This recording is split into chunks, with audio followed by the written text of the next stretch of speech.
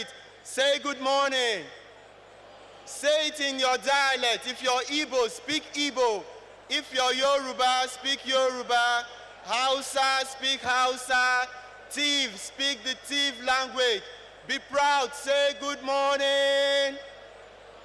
And say welcome to the 32nd Engineering Assembly. Let's hear it, say it, say it, say it. Now you're going to do something else. I want you to just shake hands with 3 persons close to you and welcome them to the 32nd Engineering Assembly. Let's do that now.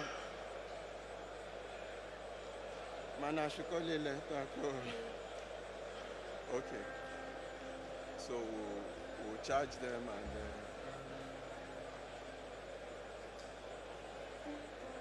Can we take like a few recognitions? What do you think? Are they ready that we should start? No, so we'll just be recognizing people before we start. But if we do that, we'll have to do it again. Or we should What just... we'll do will now be like the proper protocol.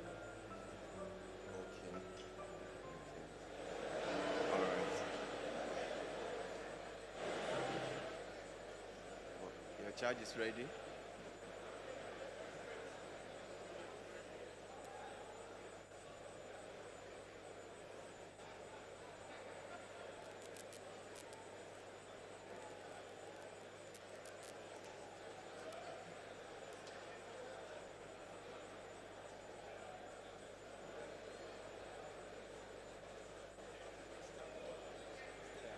Okay. They say your Nasarawa State Governor is coming in. Oh, okay. So, And that means we're starting the event. okay. So let me charge. We go, introduce ourselves, and then our introduction is coming last. It's supposed to be at First. some point. Okay. Okay, so what do you want to do now? Charge? And just charge them while we start the program. Once you cite the COREN president, once they enter, it's national anthem straight. Okay, so I think we should properly introduce ourselves. Okay. Since you told them to greet themselves, Yeah. just say it, introduce yourself, tell your neighbor who you are, and then we would also introduce ourselves and go ahead with the charge. Thank you, thank you, thank you. I believe by now you know the person sitting to your left and the person sitting to your right. Once again, we welcome you to the 32nd Engineering Assembly, and we assure you and we want you to believe in us that you shall be enjoying everything that will be happening at this assembly. Ladies and gentlemen, now that we know you because you have introduced yourself, it is equally important that you know the persons who will be steering this ship. Your host now, not of the event, but your host on the podium. Ladies and gentlemen, I will be co-hosting this event with my colleague here. My name is Engineer Emmanuel Ejika MNSC, and I'll be co-hosting this event with... Good morning, very distinguished ladies and gentlemen. My name is Faith Oche, and together we hope to do a good job of chaperoning you through the 32nd Engineering Assembly this morning. Good morning once again and welcome. Thank you very much, ladies and gentlemen. Welcome to the 32nd Engineering Assembly. We are gathered here, I'm very sure, very, very comfortable at this very magnificent This Day Doom Event Center, united by a shared purpose and unwavering commitment to the progress of our beloved and dear profession, the engineering profession. And I want to believe that all engineers here, all technicians, all craftsmen, all our engineering firms, our consulting firm members, you are very, very much happy. Please put your hands together for yourselves. Put your hands together for yourselves. Let us hear you jam those hands together for yourselves. Ladies and gentlemen, this event comes with a very wonderful, beautiful, and lovely theme, and that is what? That theme is very bold and visionary, re-regulating engineering profession for shared prosperity in Nigeria. And why are we doing that? It speaks to the core mission of the Council for the Regulation of Engineering in Nigeria to ensure that engineering profession is not only a beacon of excellence, but also a driver for growth, for opportunity, and shared prosperity for all. Ladies and gentlemen, I just want to tell you that you will be enjoying yourself at this event. So therefore, we want you to equally understand that engineering is not just about equations, it is not about structures, it is a lifeline. It is the lifeline of our society and the backbone of every thriving economy, the economy of Nigeria, and that is why we are all gathered here today. Therefore, COREN is not just going to regulate, COREN is equally going to do what? To elevate and to do what? To lift standards, building trust, and shaping the future where every stakeholder benefits. This assembly will charge us, I'm telling you, to think bigger. This assembly will charge us to act smarter and to dream even more ambitiously.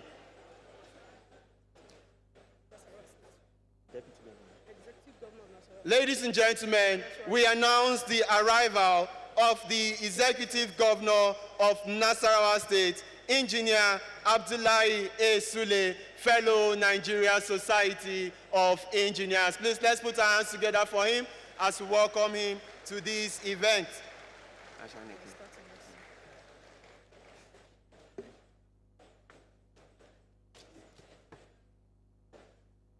Ladies and gentlemen, we are commencing the 32nd Engineering Assembly immediately.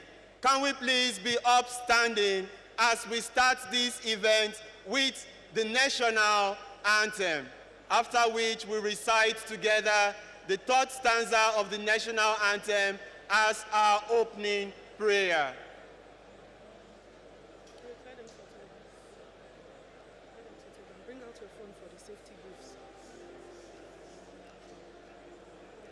Please wait. Just a minute, you wait, and then we take the national anthem. Everybody please be calm. The national anthem is very important to us.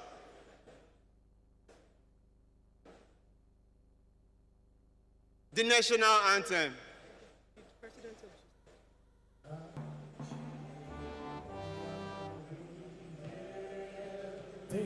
Our own dear native land, though tribes and tongues may differ, in brotherhood we stand.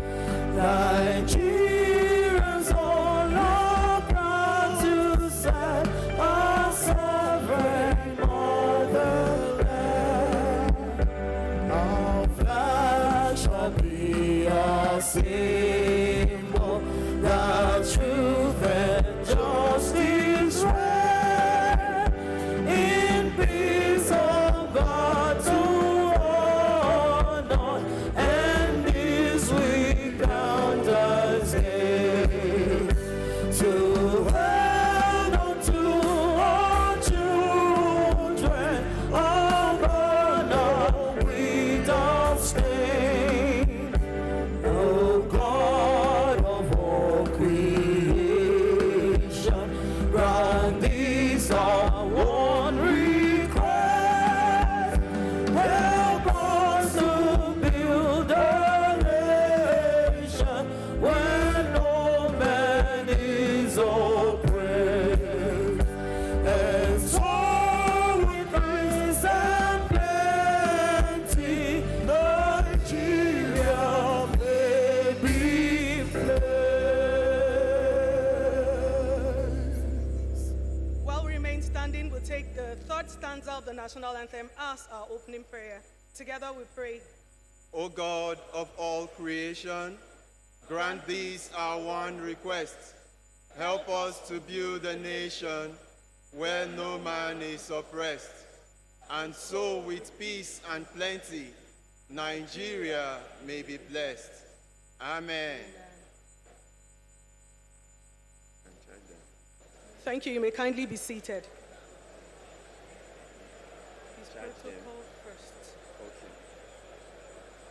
Please, let us have our seats. Thank you. Distinguished guests, ladies and gentlemen,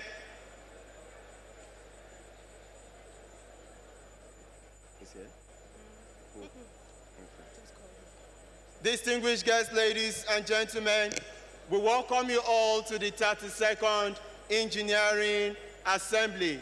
Ladies and gentlemen, can you now permit us to welcome very important guests and dignitaries who are here today to welcome, to grace this wonderful event. Ladies and gentlemen, may we make welcome to this event. Please, we should welcome his arrival. We welcome the arrival of the Honorable Minister of Housing and Urban Development, Honorable Architect Ahmed M. Dangiwa, FNIA. Ladies and gentlemen, we recognize the President of the Federal Republic of Nigeria, His Excellency, President Bola Ahmed Tinubu, GCFR. Let's put our hands together for the President of Nigeria. Also, we have here our special guests at this event, one of which is His Excellency, the distinguished Senator Godswill Akpabio, Senate President. We also have His Excellency, the Speaker, House of Representatives, Honorable Tajuddin Abbas. Let's put our hands together for them. I'm very sure we'll be having them here very soon. Ladies and gentlemen, also here present, we have the chairman of the opening ceremony of the 32nd Engineering Assembly, in person of the Managing Director and CEO of Dover Engineering Limited, Engineer Eloka Eje, fellow Nigerian Society of Engineers. He is ably represented here by the General Manager Projects, Dover Engineering Limited, Dr. Augustine Onyali. Dr. Augustine Onyali, can you please stand up for recognition? You are very, very much welcome. Ladies and gentlemen, we recognize the chief host of this event, the Honorable Minister of Works and Housing, His Excellency Senator Dave Nweze Umahi. We equally recognize our host at this event, His Excellency Barrister Ezenwoye Sonwike, OON, Honorable Minister, Federal Capital Territory. Ladies and gentlemen, the person I'm about to call, please, when I call him, and you know you love him, and you know he has done great and very well for the engineering profession, I want to hear your cheer, and I want to hear your clapping. Ladies and gentlemen, may I please recognize the co-host of this event, the President of the Council for the Regulation of Engineering in Nigeria, Engineer Professor Sadiq Zubair Abubakar, fellow Nigerian Society of Engineers, fellow Academy of Engineering, fellow Nigerian Institution of Agricultural Engineers. He is not here alone. He is here with his amiable wife, Professor Aisha Abubakar. Please, a round of applause for her. Ladies and gentlemen, We have here seated to grace this event executive governors of our wonderful country, Nigeria. We have here the executive governor of Nasarawa State, in person of Engineer Abdullahi A. Sule, fellow Nigerian Society of Engineers. Your Excellency, you are very, very welcome. Also here at this event is the Executive Governor of Lagos State, Mr. Babatunde Sanwo-Olu, who is ably represented here by Engineer Dr. Adekunle Olayinka, fellow Nigerian Society of Engineers. He is the special advisor to the Governor Office of Works. Please, let's put our hands together for him.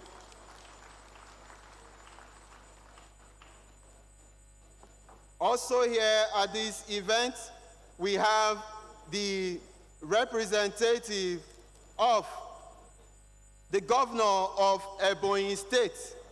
The Governor of Ebonyi State is Right Honorable Francis Ogbonna Erishi Nwifuru. He is here represented by the Commissioner of Works, Ebonyi State, Engineer Stanley Ilebuchi. Can we please put our hands together for him?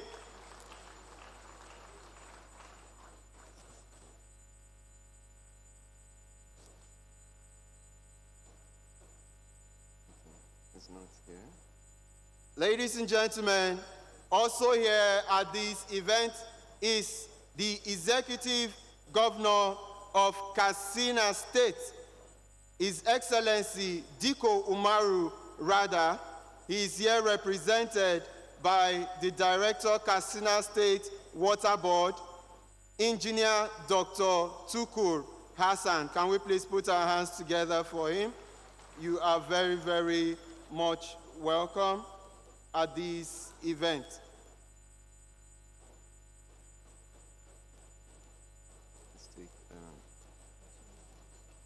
Ladies and gentlemen, here also present at this event, we have the Managing Director and Chief Executive of the Nigerian Airspace Management Agency, NAMA, Engineer Farouk Ahmed Umar, fellow Nigerian Society of Engineers. Can we please put our hands together for him? You are very, very much welcome.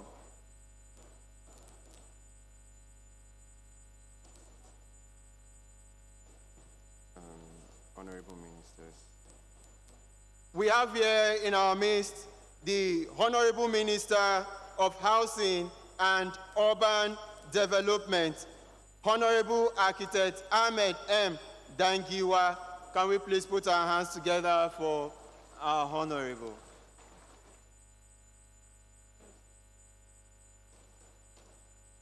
Also here present, we have the Honorable Minister of Water Resources, Honorable Engineer Professor Joseph Salomon Utev, fellow Nigerian Society of Engineers.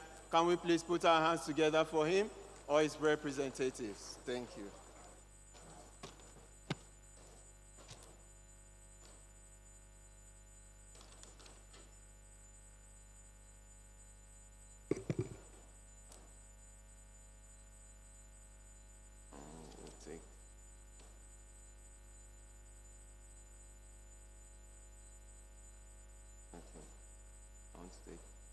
This one's first.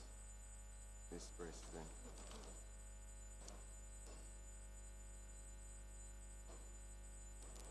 Ladies and gentlemen, also we have at this event Speaker.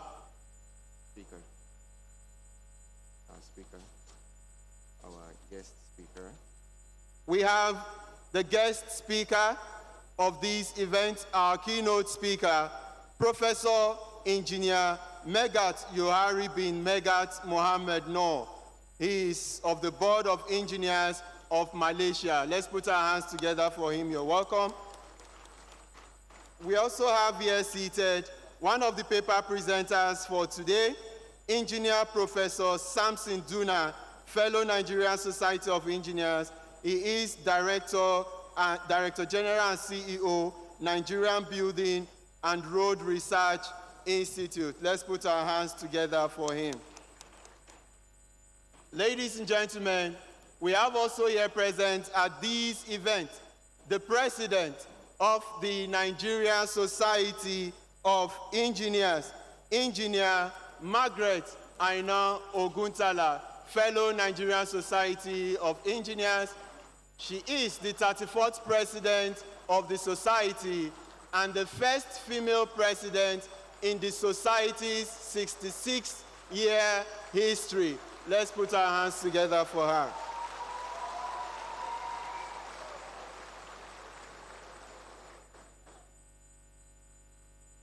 We have also here present the President of this President. Since I've called her Nancy President. We have also here present the President of the Nigerian Association of Technologies Engineers, Right Honorable Engineering Tech Dominic Uduata F. Nate. Let's put our hands together for him.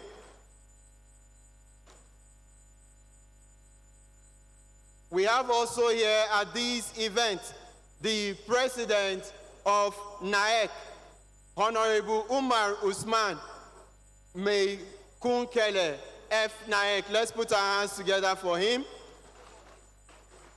We also have here the ACEN President, Engineer Kamsalem Al-Haji Bukar, fellow Nigerian Society of Engineers. Let's put our hands together for him.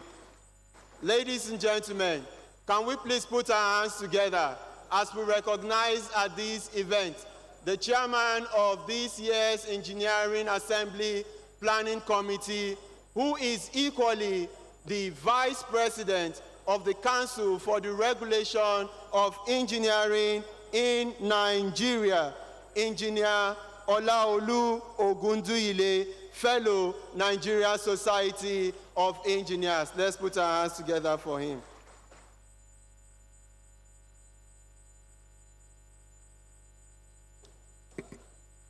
Ladies and gentlemen, we have also in this event the Executive Secretary of the National Board for Technical Education, Professor Idris M. Bugaje. Please, let's put our hands together for him. You're very, very much welcome. Also here in our midst is the former Deputy Governor of Osun State and the former Secretary of the All Progressive Congress, Engineer Senator Iyola Omishore, fellow Nigeria Society of Engineers. You are very, very much welcome.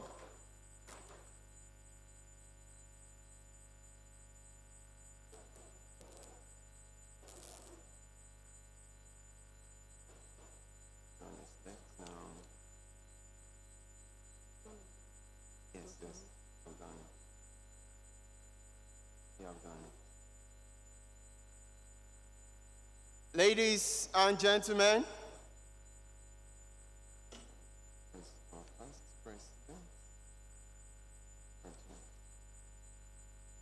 may I now recognize the Deputy President of the Nigerian Society of Engineers, who equally is the immediate past President of the Council for the Regulation of Engineering in Nigeria. Please make welcome Engineer Ali Masuya Rabiu, fellow Nigerian Society of Engineers, fellow Academy of Engineering, member of the Order of the Federal Republic of Nigeria. He is equally the Shigari of Lafia. Please put your hands together for him. We have also here past presidents of the Council for the Regulation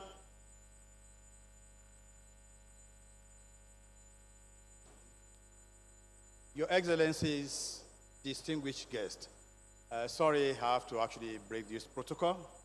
It is something of great importance. The Honorable Minister of Housing has to go to Katsina for the burial of the mother of the past president of Nigeria, His Excellency late President Umaru Yar'Adua lost the mother. So the Minister of Housing is the one that will represent this President of Nigeria. So at this point, he has to come up to actually give his goodwill message. Please permit us for this break of protocol. Thank you very much. Honorable Minister, you are welcome, sir.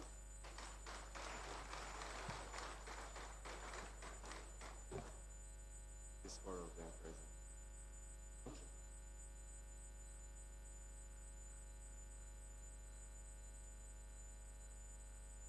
I'm to represent the Vice President will do the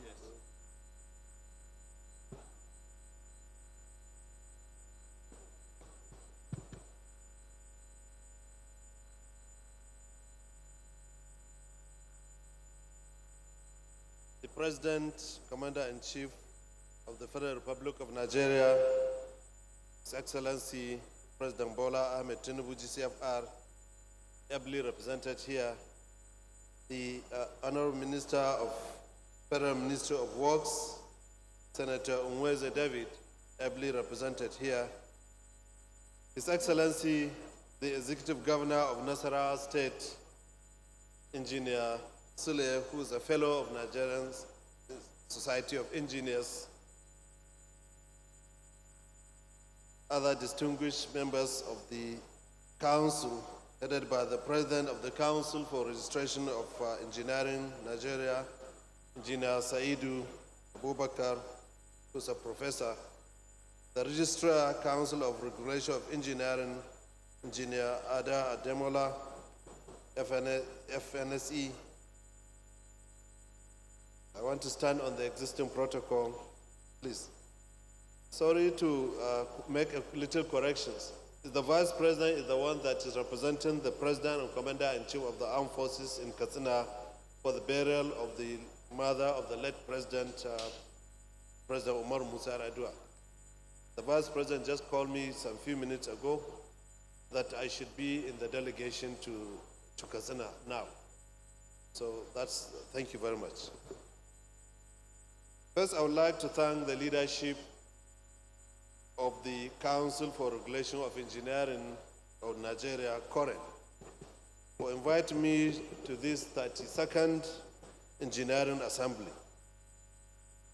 As you quite well know, engineering is a key part of the housing development sector process. At the Federal Ministry of Housing and Urban Development, we rely heavily on the expertise of our structural, mechanical, electrical, civil engineers in all our activities, all of who are registered members of COREN, and their work is vital to achieving our goals for affordable housing and sustainable urban development.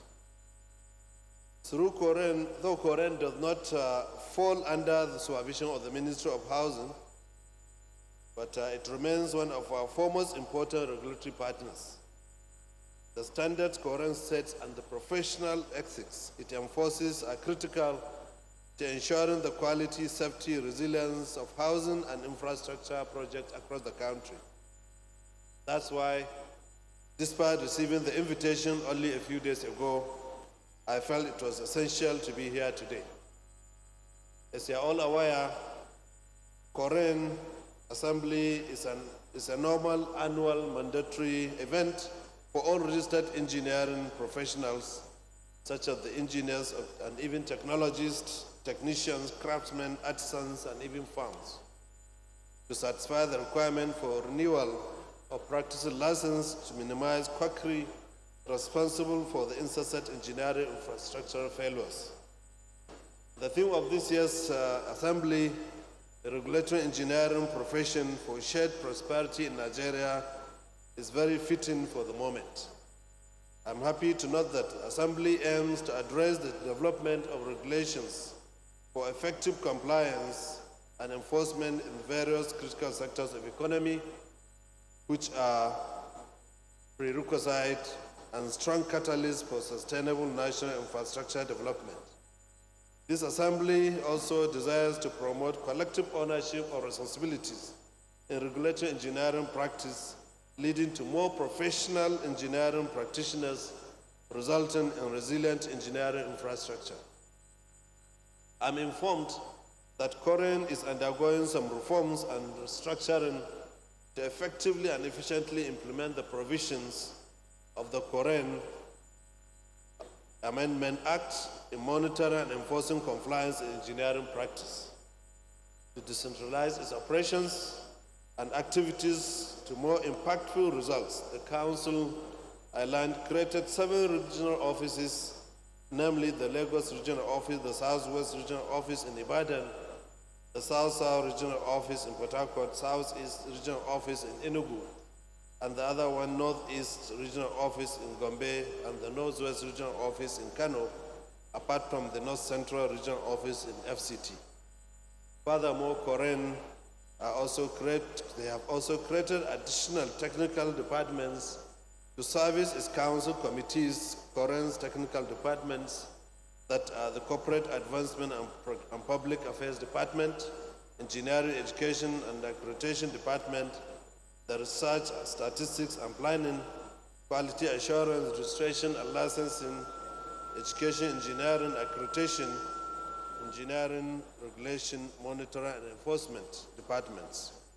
I understand that also COREN also expanded its regulatory activities to cover many critical sectors of the economy, including the oil and gas, power, mining, communications, construction and building, maritime, aviation and aerospace, agro-allied manufacturing, apart from the transportation, amongst others, for effective delivery on the Council's mandate.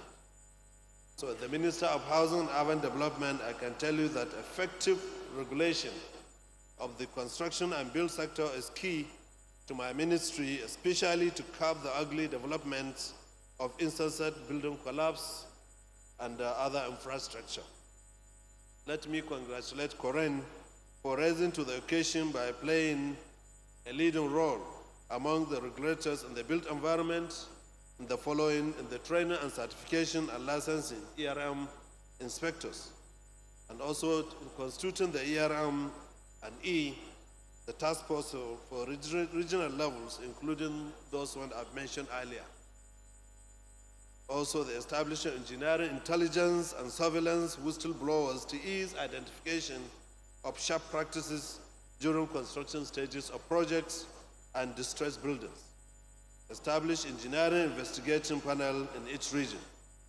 I learned also the COREN have also established disciplinary tribunal for trying professionals of misconduct. They have also initial effort to develop critical mass of engineering infrastructure failure and forensic investigation in collaboration with the Nigerian Building and Road Research Institute, NIBRI, and the Chartered Institute of Fraud and Certified Forensic Investigators in Nigeria. So the Federal Minister of Housing and Urban Development appreciates the contribution of COREN in developing the checklist to provide verifiable, complete documentation of the construction process that allows tracking of actions or inactions to establishing culpability in building collapse in Nigeria. This is geared towards finding lasting solutions to menace of building collapse in Nigeria. In line with the policy of the federal government of Nigeria, the Federal Minister of Housing and Urban Development organized a meeting that was held on the 8th of August 2024, just 2 weeks ago, by key stakeholders in the built environment to consider the report of the committee set up to develop a roadmap to handle the ancestor building collapse in Nigeria.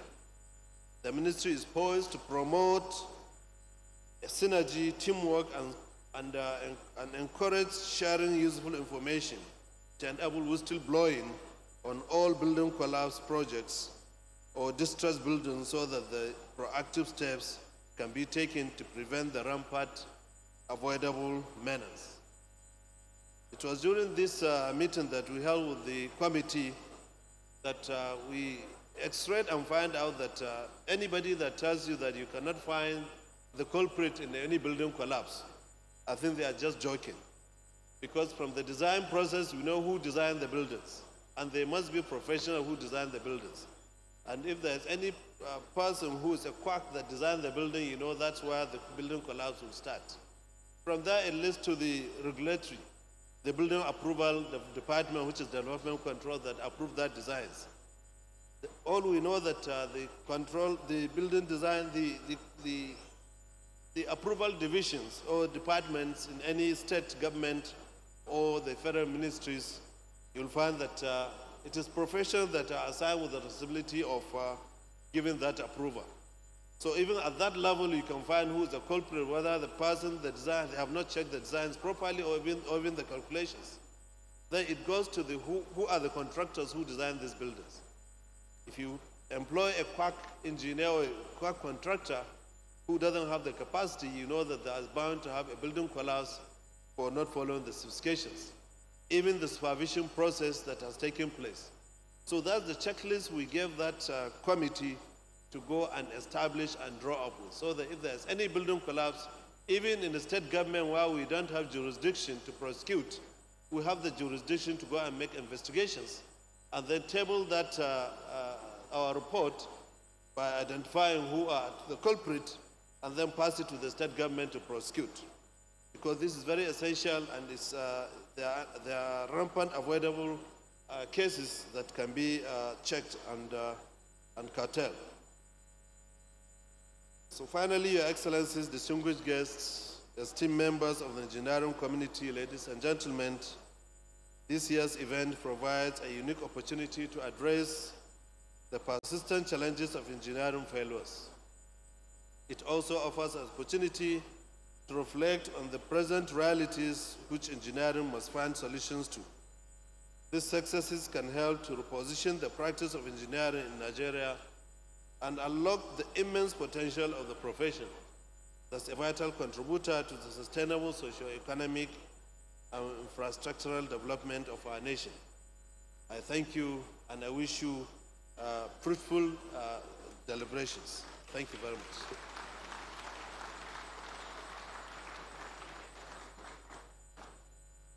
Can we put our hands together for the Honorable Minister?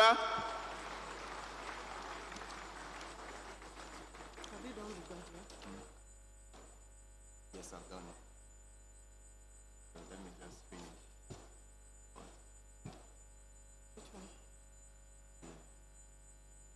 The past, this one. I'll follow it through till I finish all of them. Then we'll follow this.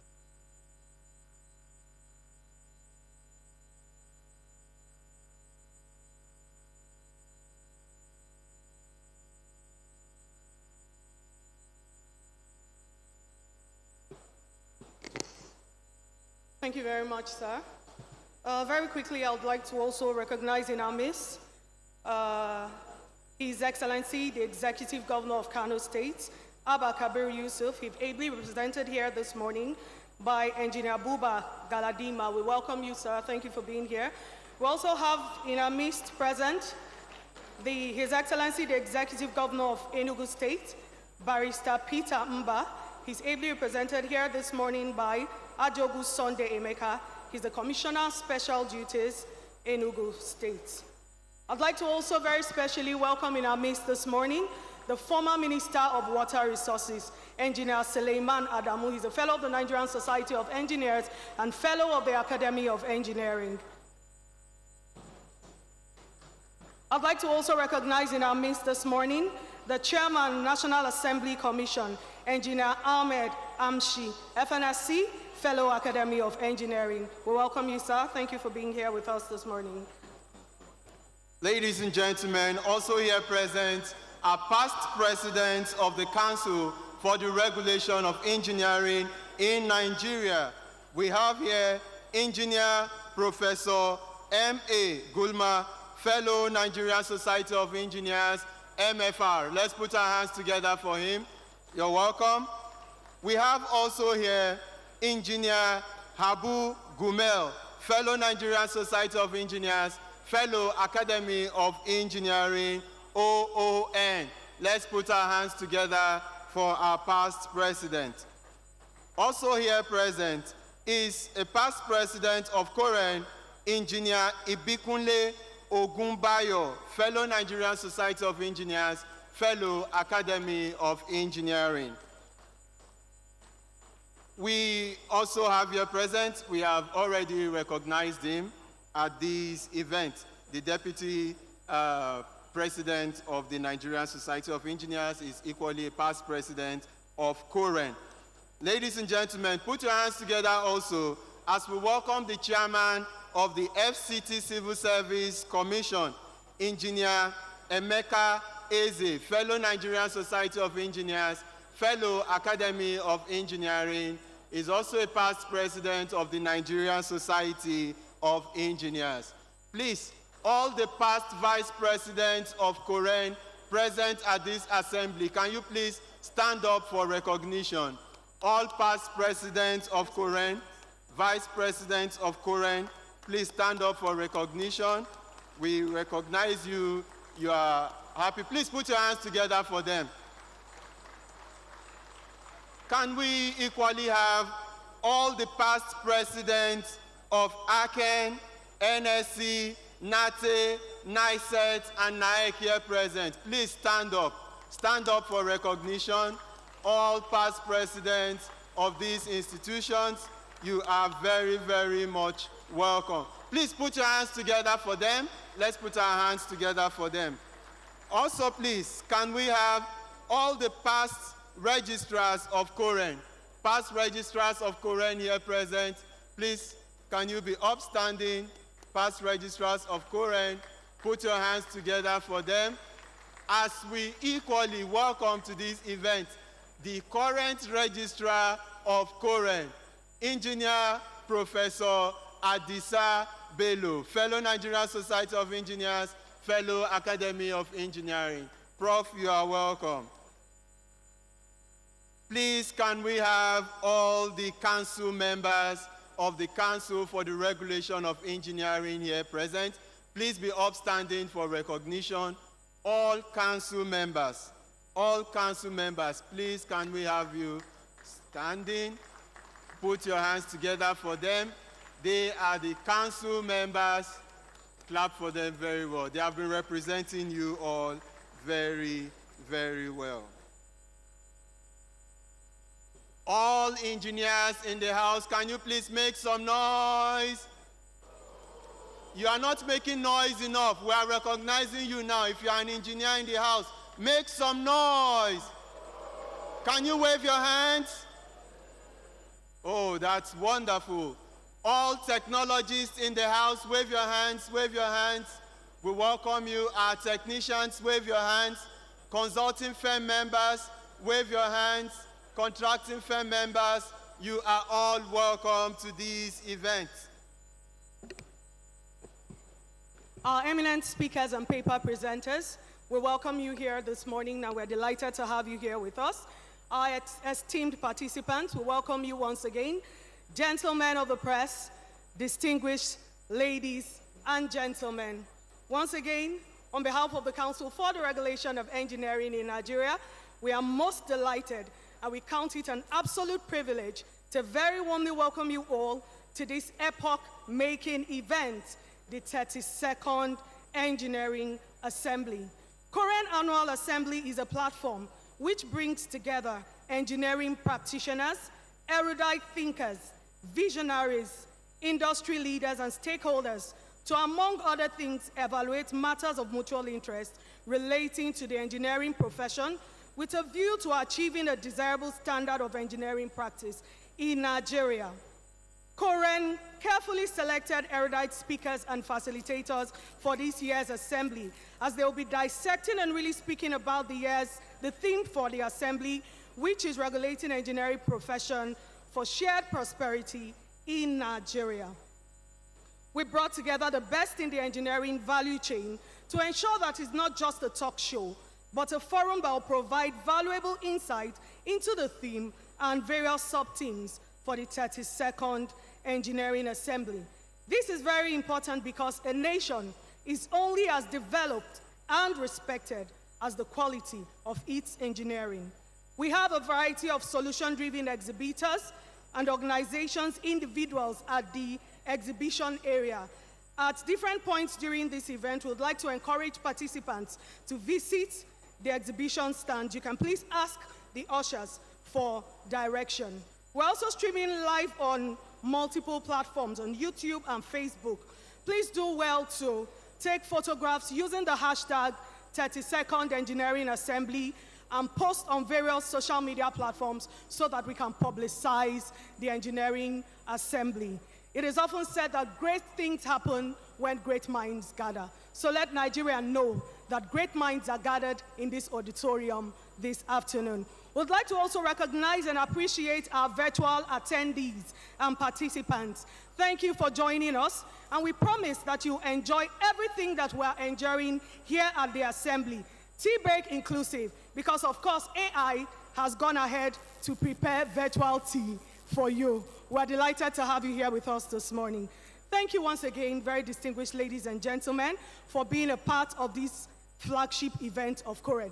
And now, as we officially begin, it is my absolute pleasure to bring up to the fore for his introductory remark our very own distinguished registrar, who has been instrumental in promoting and ensuring the highest standard of professionalism in the practice of engineering in Nigeria. With a resounding applause, distinguished ladies and gentlemen, please join me in welcoming Engineer Professor Adisa Ademola Bello, a fellow of the Nigerian Society of Engineers and a fellow of the Academy of Engineering.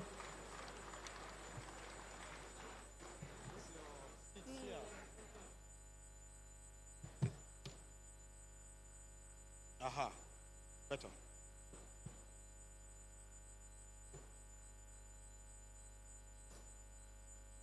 Distinguished ladies and gentlemen, you are all welcome to the 32nd edition of the COREN Engineering Assembly.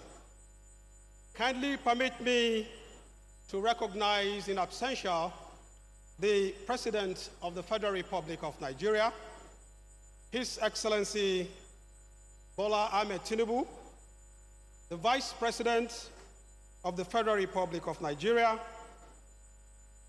Senator Kashim Shettima, GCON, the President of the Senate, ably represented, the Speaker of the House of Representatives, ably represented, the executive governors who physically are here with us.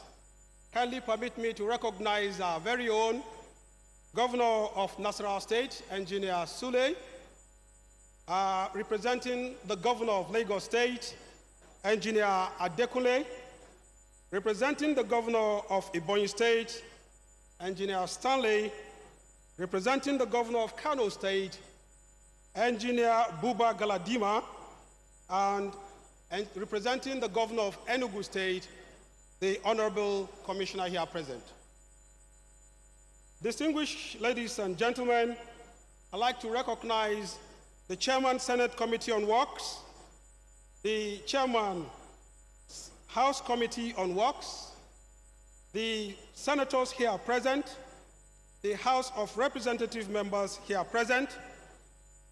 More importantly, for this particular occasion, I want to recognize the chairman of today's event, ably represented, the chief host, Honorable Minister of Works, here ably represented, the co-host who has just made his address, the host, the Honorable Minister of the FCT, here ably represented, the permanent secretaries of the Ministry of Works, Housing and Development, and the FCT, our own keynote speaker, the global chair of the Dublin Accord, Engineer Professor Megat, Johari bin Megat. The co-host of this event, Engineer Professor Sadiq Zubair Abubakar, President of COREN.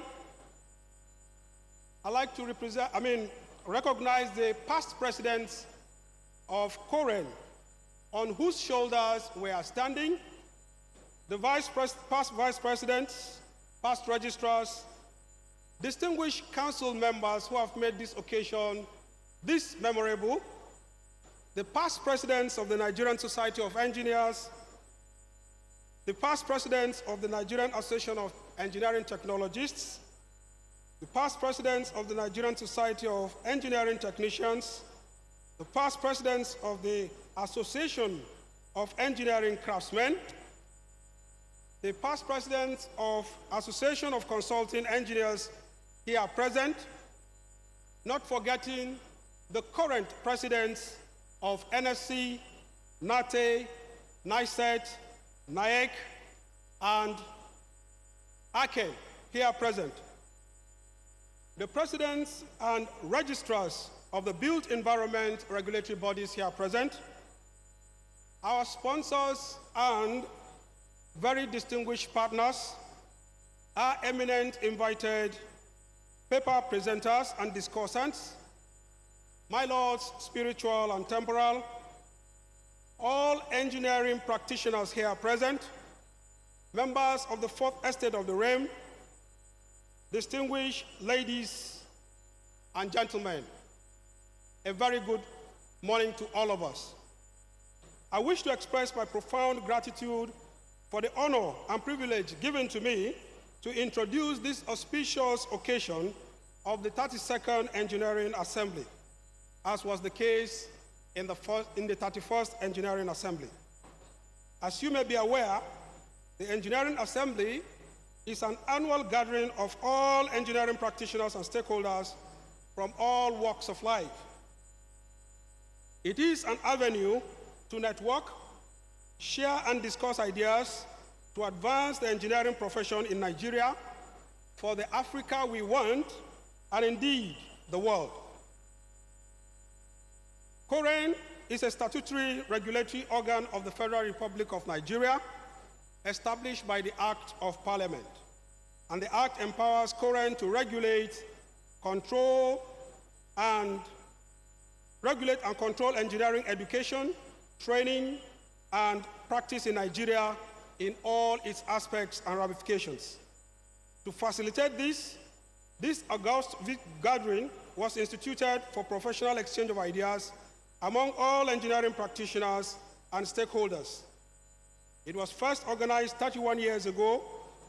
The Council has made this Engineering Assembly since then an annual event.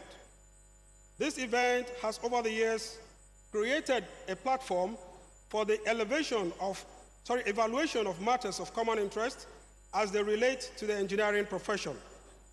Furthermore, at every assembly, practitioners are kept abreast of developments within the engineering profession.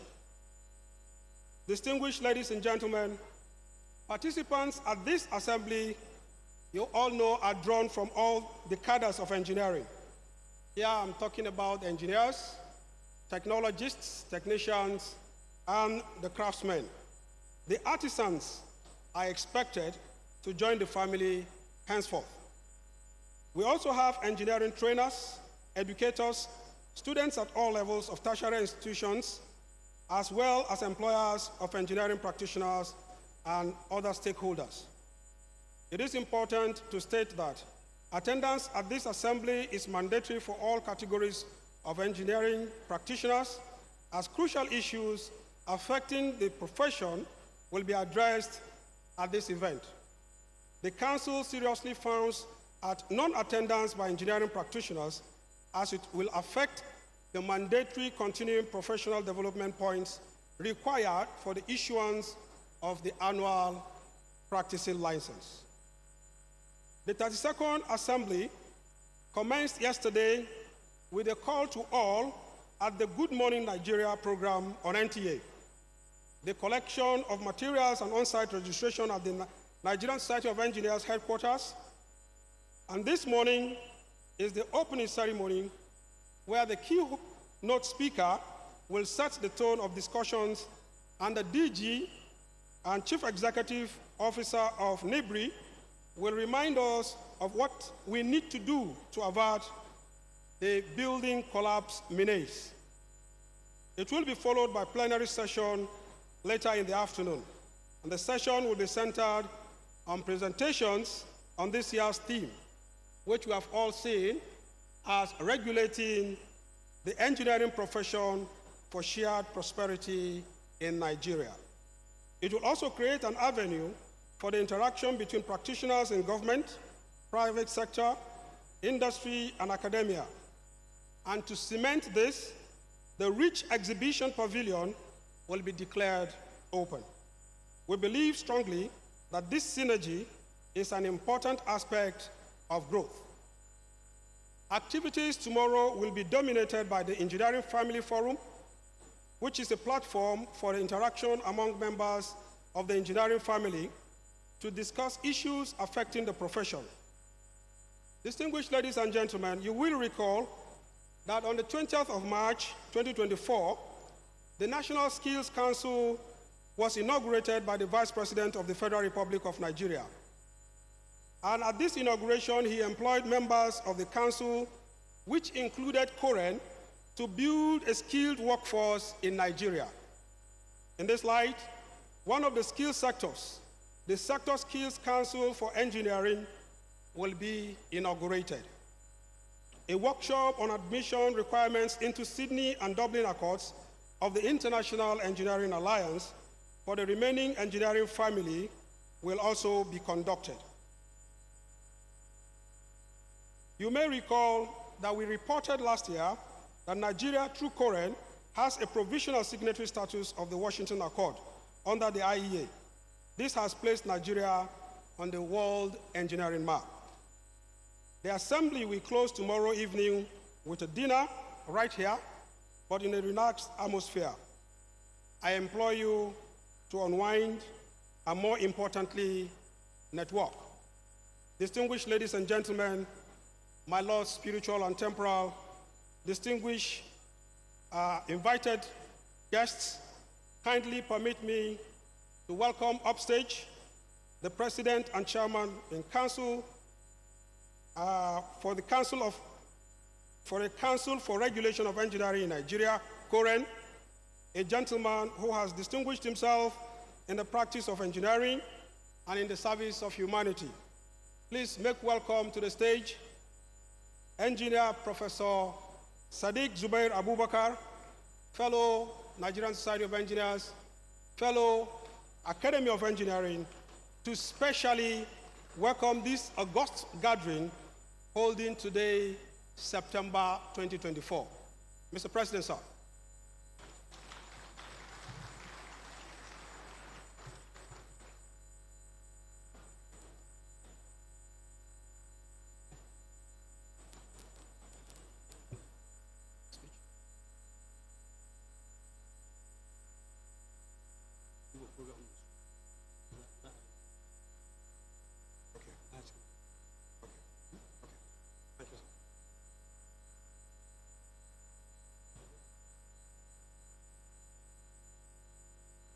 Good morning, ladies and gentlemen.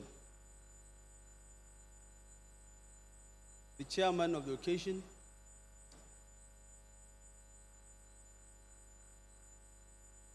other dignitaries here present, permit me to humbly stand on the well-established protocol in order to save time and make it snappy so that our distinguished guests who are here and pressed with time will be able to maximize the time. It is my singular honor and privilege to welcome all of you to the 32nd Engineering Assembly. I particularly welcome our special guest of honor, His Excellency Ahmed Bola Tinubu, DCFR, the President of the Federal Republic of Nigeria. I also welcome the chairman of the occasion, Engineer Eloka Eje, the MD and the CEO of Dover Engineering, an employer of over 150 engineering practitioners. I equally welcome the chief host, our Minister of Works and Housing, ably represented by Alhaji Aliyu, the Director of Human Resources, here present. Your Excellency, I also want to specially single you out to recognize and appreciate your presence. The representative of the governors of Lagos, Katsina, Ebonyi, Ikiti, Kano, you are equally welcome. My senior, Senator Yola Omishore, Your Excellency, you are highly welcome. I am refusing the temptation to repeat the protocol, but I'm intimidated by my seniors here seated, past presidents of COREN, of NSE, Helosia, the ES of MBTE. My senior, Engineer Amshi, Alhaji Amshi, please permit me, my president, the first lady president of our great association, Engineer Margaret Aina Ogunchala. Ladies and gentlemen, please, I beg to be allowed to stand on the established protocol. The theme of this year's assembly is very apt, I believe, and the keynote speaker is no one but one of our senior colleagues who had labored to mentor Nigeria in our quest and journey to join the global elite group of what you call the Washington Accord. Professor Engineer Megad Johari Megad, one of our erudite colleagues who has distinguished himself as a professor of engineering in universities in his country, Malaysia, but most importantly, as one of our global mentor on the practicing of engineering that allows the globe, allows the engineering profession to have a global village whereby we recognize competency, skill, and knowledge. He is currently being honored to be the global chair of the Dublin Accord. And the Dublin Accord is one of the 3 elitist groups in the world in the Engineering International Alliance that try to recognize the competency, skill, proficiencies, and knowledge of the craftsmen and artisans globally. He's here to speak to us on this very important topic. I welcome you, Professor Megad.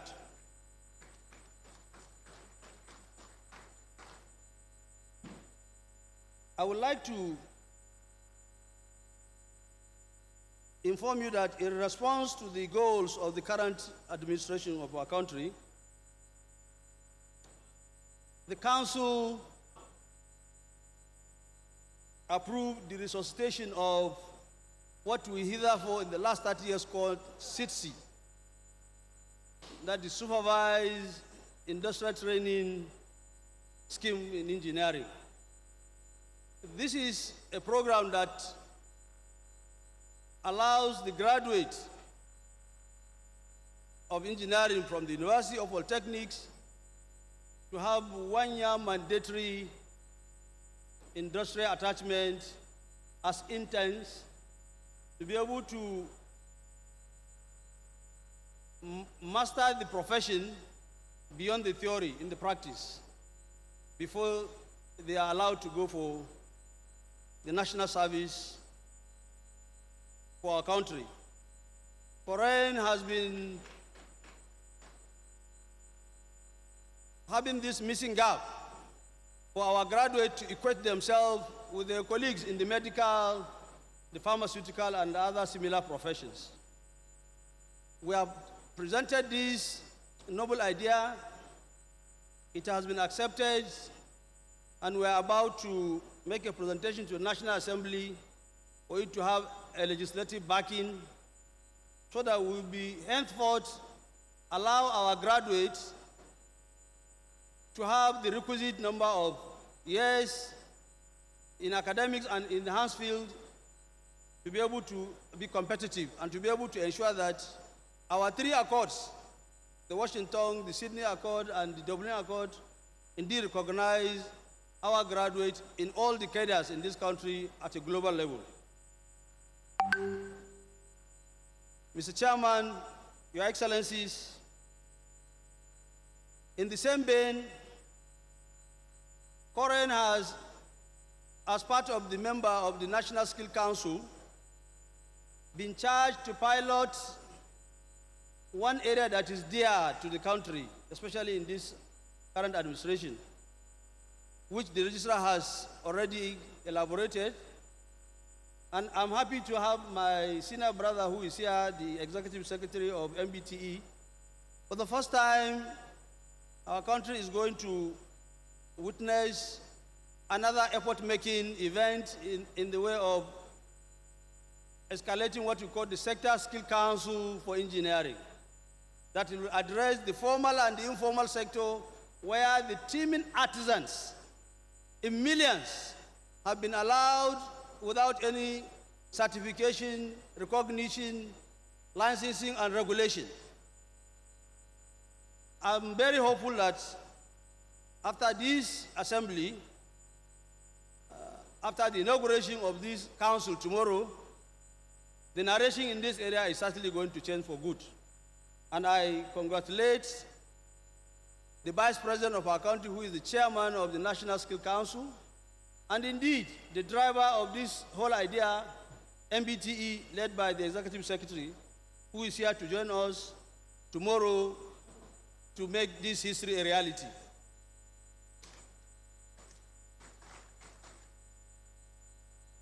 Ladies and gentlemen, COREN, in a desire to be more impactful in our country, has been restructured with an ongoing reform. As mentioned by the Minister of Housing, COREN now has regional offices, 7 of them. And we are planning to have state offices in the remaining 6 states that we don't have. Before the end of this year, God's willing, we are going to have functional 7 regional offices in the location mentioned by the Honorable Minister, and also 36 state offices plus FCTE. This, we believe, is going to drive yet again another aspect that COREN has reformed itself, looking at the 10 sectors that we are supposed to superintend and regulate. Again, the Minister of Housing has mentioned them, but for emphasis, I will repeat them. COREN is now going to engage the sectorial regulators in the oil and gas sector, in the power sector, in the mining sector, in the maritime sector, in the aviation and aerospace sector, in the manufacturing sector, in the agro-allied sector, in the transport sector, as the case may be. In each of these sectors, what is very essential to note is that COREN has established what we call ERMs, Engineering, Regulation, and Monitoring and Enforcement Committees for each of these sectors. And we are going to go to each of the states depending on the endowment a state has. I'm happy to say that I will give an example with my brother, the Executive Governor of Nasarawa State, that Your Excellency, very soon you will see us coming to Nasarawa State with a full-fledged, trained and certified ERM members in mining sector. You are going to be in Nasarawa, in Zamfara State, in mining sector, to regulate those sectors because we know where they are active in this country. Similarly, is going to happen to the maritime sector, manufacturing sector, power sector, and other sectors. This is very essential for us because we need to regulate all these sectors that are buried there and who are the pillars and the movers of our economy. Mr. Chairman, distinguished members, Your Excellencies, in response to the call on COREN, COREN has risen to the occasion on the incessant building collapse. And I'm happy again the Minister of Housing has, as he mentioned, COREN and NIBRI, and I'm also happy the Director of NIBRI is here, my brother, Professor Samson Duna. We have developed a checklist and we have presented it to the Minister of Housing and Urban Development. That for the first time in this country is going to X-ray that dark sector that allows building collapse to thrive. We have developed a checklist that is very comprehensive that will allow us for the first time in Nigeria to track who is doing what, at what point, who is not doing his job, either individuals or organizations, so that we will for the first time be able to track and have very comprehensive documentation that allow us to do the forensic investigation to be able to identify the culpables and to be able to apply the law accordingly so as to stem the incessant building collapse. This I'm very happy, I'm very confident the Minister of Housing and the Minister of Works are very excited with this intervention of COREN, and we expect them to support us to make this a reality. Mr. Chairman, I would like to inform you that in this sitting, we are going to present a model of our headquarters that we desire to establish, to build, to construct in Abuja, in Jahi area of this big city. For the last 40, 50 years, COREN has been navigating from Lagos to Abuja, having interim head office, which have been inadequate. The current administration in COREN have leveraged on what our mentors acquired. There's a land acquired for COREN in Jahi for the last 25 years, and now we are poised to develop it. There will be a presentation on that, and I believe once that happens, then we'll be able to now, I will allow one of our leaders to also talk on that when the time comes. Senator Engineer Omishori on that. Mr. Chairman, distinguished guests, permit me to inform the audience that COREN is ever ready to improve its performance in regulating engineering, education, training of practitioners, and their practice in line with the global ethics and standards, to ensure prevention of engineering infrastructural failures, to safeguard the lives and properties of the citizenry of this their country. The Council is therefore appealing to the federal government to resume the funding of COREN, similar to its peers in the health sector.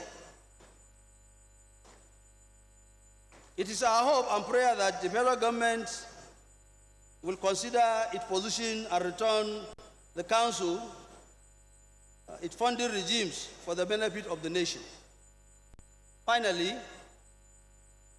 Your Excellencies, distinguished dignitaries, members of the engineering family, ladies and gentlemen, this year's event offers us a unique opportunity to improve on the efficacy of the regulatory framework, instrument for effective management of engineering ecosystem, and drive impactful results. The multiple task of expanding the area of operation into 10 sectors, the decentralization of COREN, and the coping strategies deployed to manage the withdrawal of funding by the federal government are big challenges, at the same time opportunities that we must exploit. to change the narration of engineering education, engineering training, practice, proactive regulation, enforcement, and application of deterrent and sanctions. The trajectory will help entrench and strengthen engineering practice and promote prosperity in Nigeria. I thank you very much for your audience. I thank you.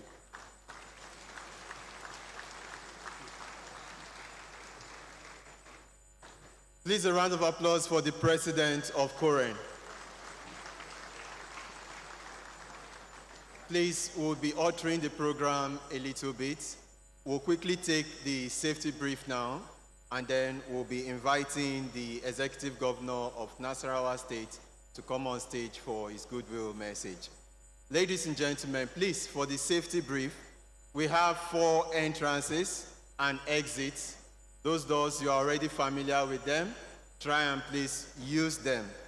Also, we have the VIP waiting room just behind the podium, and equally the VIP convenience is right behind the podium here.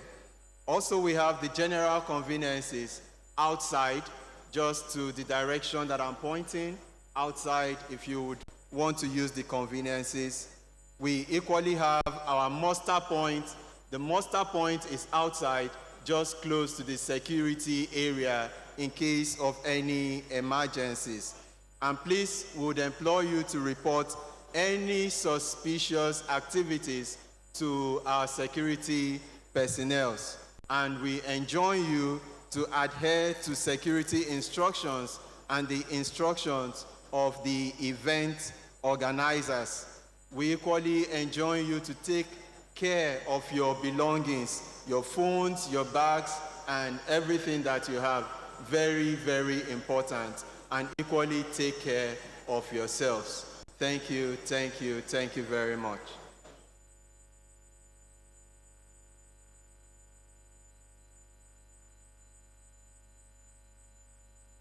Thank you very much.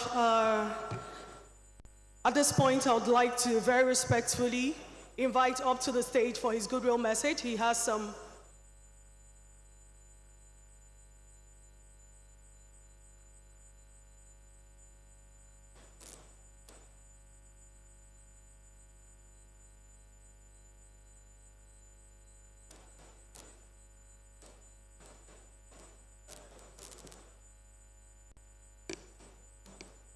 Thank you very much.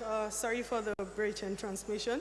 On that note, it is my singular honor and privilege to very respectfully invite up to the fore the chairman of the opening ceremony for his opening remarks. Distinguished ladies and gentlemen, please put your hands together as I welcome up to the stage Engineer Eloka Eje FNRC, MD CEO, Dover Engineering. Please put your hands together for him as he comes forward. That's our chairman right there. We can applaud him better. Thank you. Over 2 decades ago, in the heart of River State, one of Nigeria's oil-rich regions, a visionary young engineer embarked on a journey that will transform the landscape of the engineering sector in Nigeria. This journey led to the creation of Dover Engineering Limited, a company that has become synonymous with excellence and integrity in the oil and gas industry. Dover Engineering Limited began humbly with a single engineer working from a modest 2-bedroom flat in D-Line, Port Harcourt.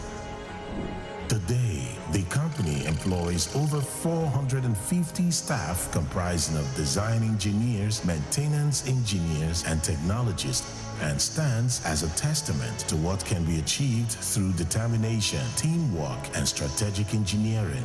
By harnessing integrated engineering technology and maintaining a steadfast commitment to safety and the environment, Dover has unlocked innovative and efficient solutions for its clients. The company's growth is marked by the establishment of 2 state-of-the-art engineering design centers in Port Harcourt City and Lagos State, and a series of pioneering achievements.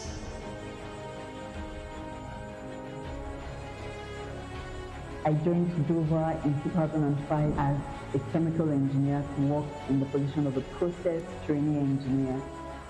Today, I'm actually the engineering manager of Dover Engineering.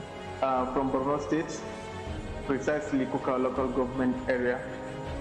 And I saw an advert online sometimes ago. Dover Engineering is taking a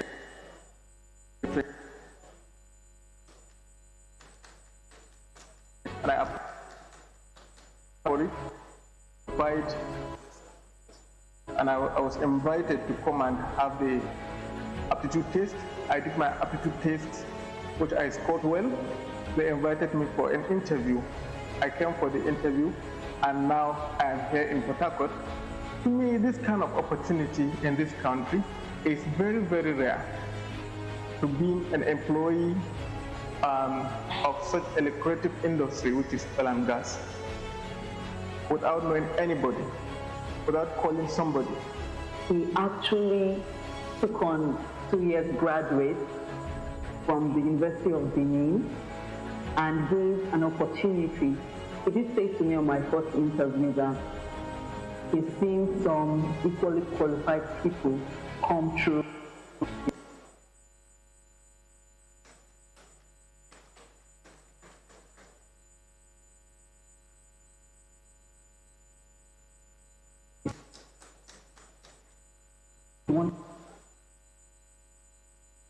Me the opportunity to shine.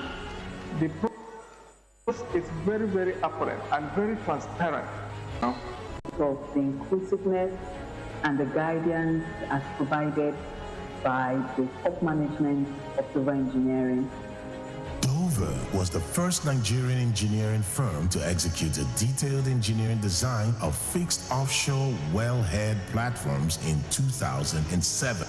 In 2010, they broke new grounds as the first indigenous firm to undertake the basic engineering design FEED for a subsea production system, SPS, and umbilical flow line, and Rises UFR of a deep water FPSO development project. Their trailblazing continued in 2011.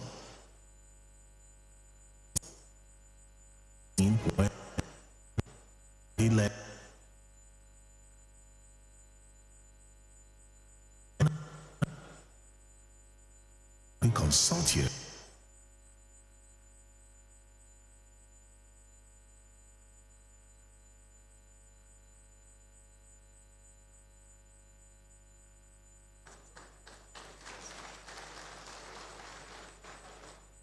Truly exceptional leader. He is not only a distinguished professional and visionary, but also a philanthropist, a devoted family man, and a devout Christian. It is our honor to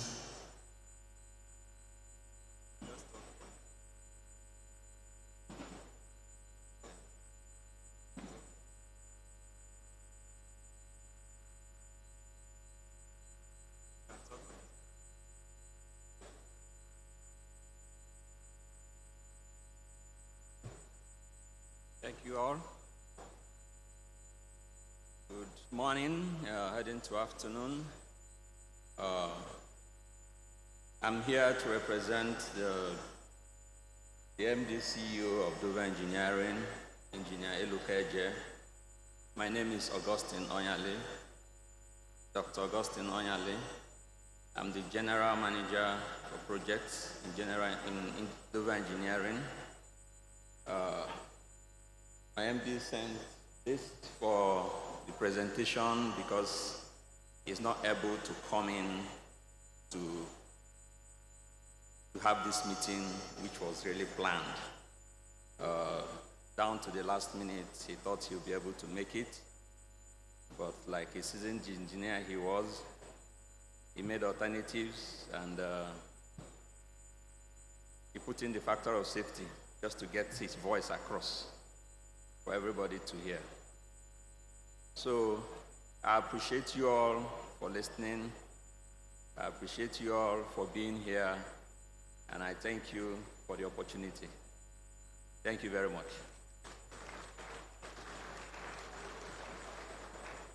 Please, a round of applause for Dubai Engineering. Thank you, thank you, thank you.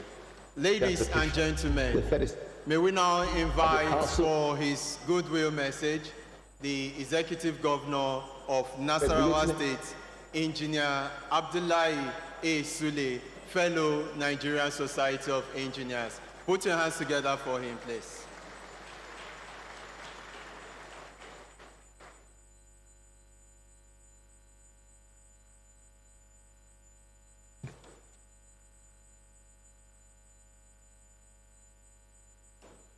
His Excellency, Mr. President and Commander-in-Chief, who is ably represented, my dear colleagues, the governors who are also represented here, members of the National Assembly, chairman of this occasion, the president of COREN, president of Nigerian Society of Engineers. At this moment, let me also stand on the existing protocol. And I will try not to be intimidated like the president was intimidated. I think for me, nearly everybody is my senior here, so for that reason, I'm not intimidated. All my seniors, I want to thank you sincerely. I really want to congratulate COREN for this assembly. And indeed,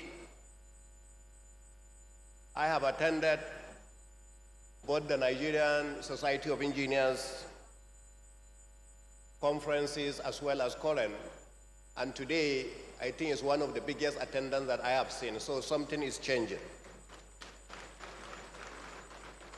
I also want to sincerely commend the synergy between the Nigerian Society of Engineers and COREN.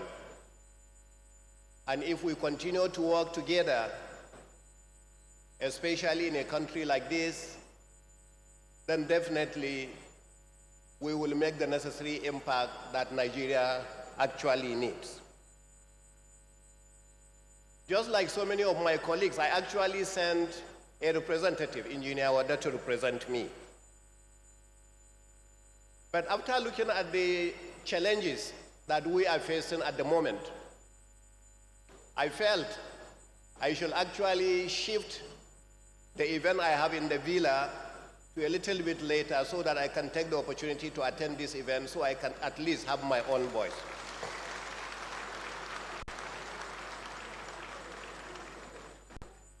So I think it's about time as engineers that we make the necessary impact. We have talked a lot and we have talked enough. We have gone through so many communiques, we have gone through so many summits, and I think with the challenges Nigeria is facing, it's about time that at the end of this event, we should at least pick 1-2 areas and make necessary impact so Nigeria will know engineers have arrived.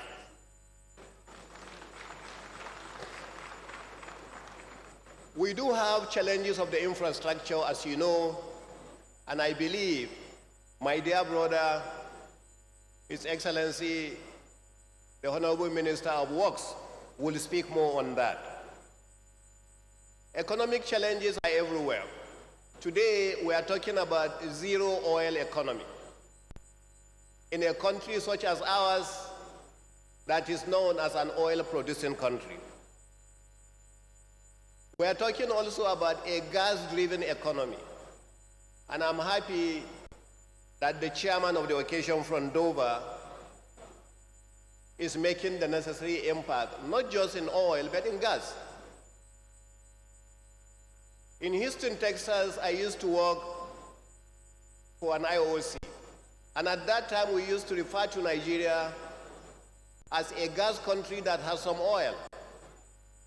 Because Nigeria, indeed, has over 220 trillion standard cubic feet of gas, and Nigeria only has roughly about 40 billion barrels of oil reserves.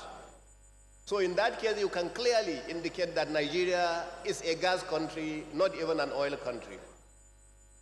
And it's good that we are now beginning to go into a different area and actually getting rid of fossil oil and going into clean energy. Gas is one area that can give us that uplift to begin to go into that clean energy. I want to commend Dover because I knew when you started in Port Harcourt around 2007, and we used to go to One together with some of you, and today I have seen your growth, so I will say congratulations for what you have done, Dover. It's also an opportunity for us, just like the President mentioned, in the area of mining, so that today we can begin to go gradually into mining. I know in the papers you have seen recently that at least 4 states of the Federation are contributing not less than 1 billion naira each into the Federation account, and I'm happy to say Nasarawa is one of those 4 states, and we thank God for that. We know about the various power challenges that we are facing in the country, and I think we should pick in one of those areas. I remember like a joke, in the year 2009, when the Vision 2020 committee was formed, I belonged to the power committee at the time, and we were generating about 6,000 megawatts of power. And we made a commitment and said that either from hydro, gas turbines, and all the other areas of power production, we were going to be producing 50,000 megawatts of power by the year 2020, and then we will be the 20th economy. That's where the 2020 comes from. Needless to say, today, we are 15 years later, and we are still generating less than 6,000 megawatts of power that we used to generate. So I think we need to pick on some of these areas, not just to talk about them, but to practically find a way that will solve this problem once and for all, because Nigerians are intelligent, Nigerians have the capacity.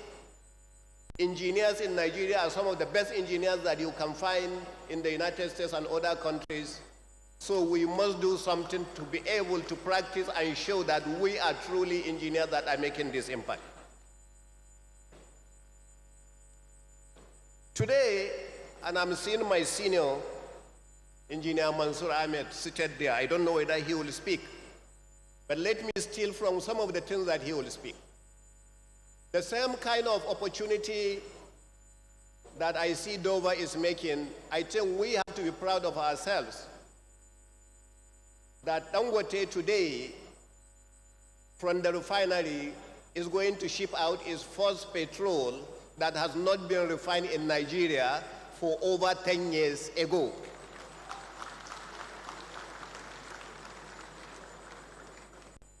I was a group managing director in Dangote, one of the subsidiaries, when this idea of the refinery started. And it was initially going to go to Ondo State before finally it ended up in Lagos. And I see the numbers that we are mentioning about how many engineers or so we started.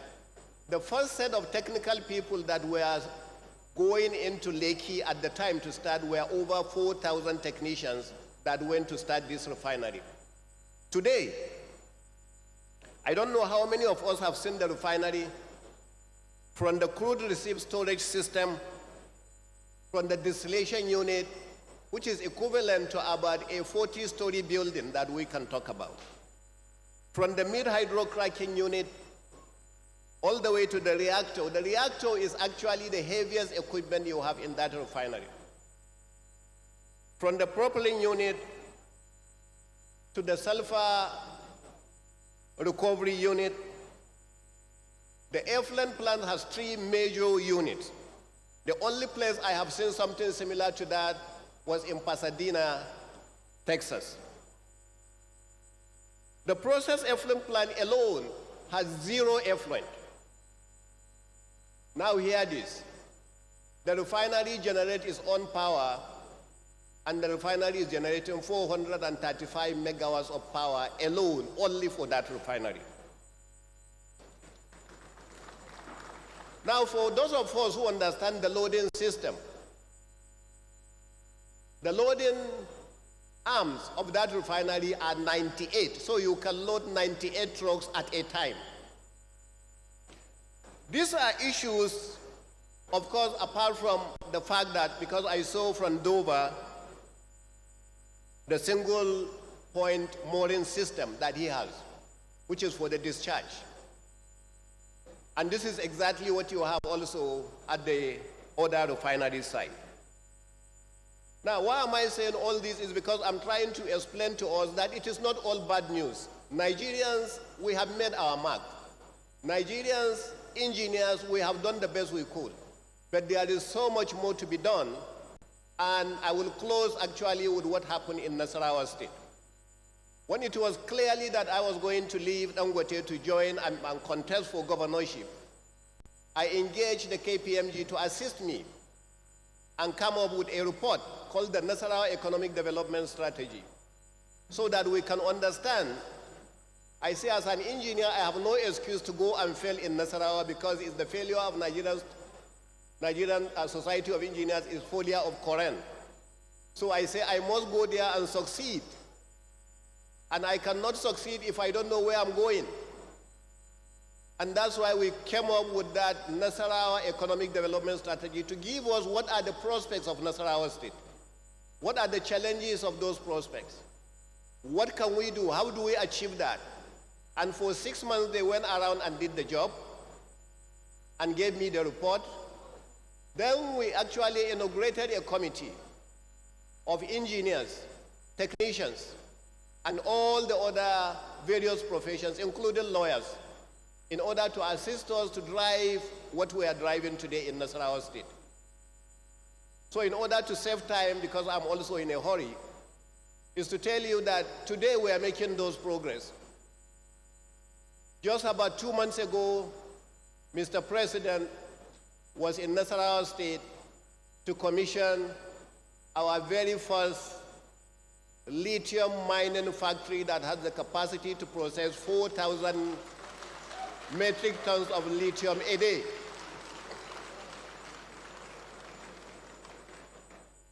Next week, we are commissioning another tin mining processing plant again in Lafia.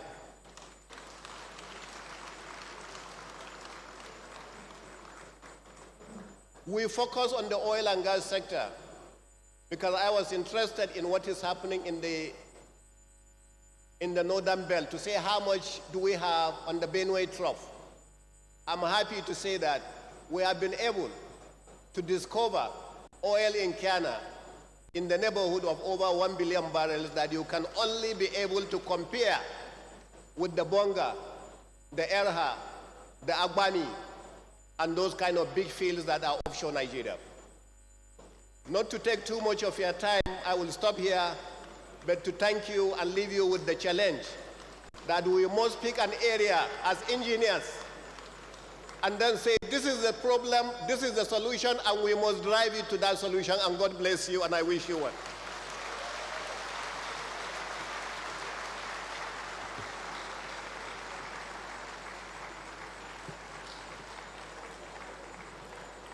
Thank you very much, Your Excellency, the Executive Governor of Nasarawa State.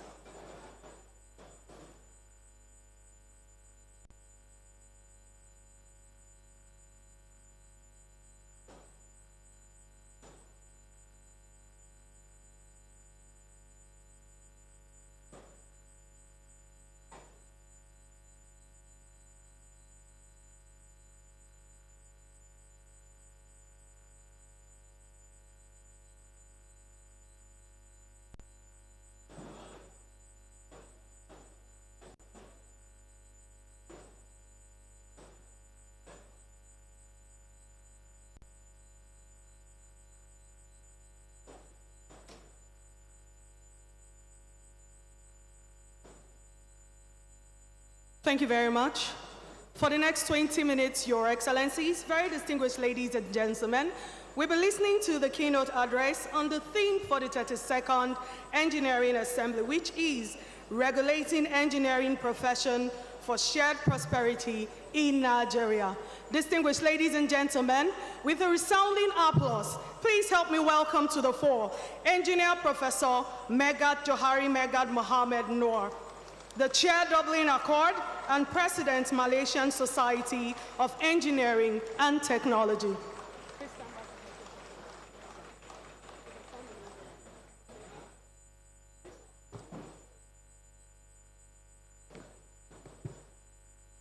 Engineer Megat Johari Megat Mohammed Noor is a professional engineer with practicing certificate and board member of the Board of Engineers, Malaysia, and is presently chairing its Committee on Examination and Qualifications. His involvement at the BEM included being chair and director of the Engineering Accreditation Council and deputy chair of the Engineering Technology Accreditation Council and the National Monitoring Committee. He is the current chair of the Dublin Accord and the governing group at the International Engineering Alliance. He is also the president of the Malaysian Society of Engineering and Technology and vice president of the Federation of Engineering Institutions of Islamic Countries. He is retired. Please give him a round of applause. If you want to appreciate him, you can do it better. Thank you very much. He retired as a professor at the Malaysian Japan International Institute of Technology, University Technology Malaysia, where he was the founding dean of MJIIT and director of quality assurance at the Kuala Lumpur campus before joining MJIIT.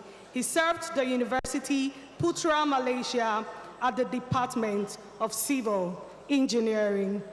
Your Excellencies, very distinguished ladies and gentlemen, I present to you Engineer Professor Megat Johari Megat. A round of applause, please.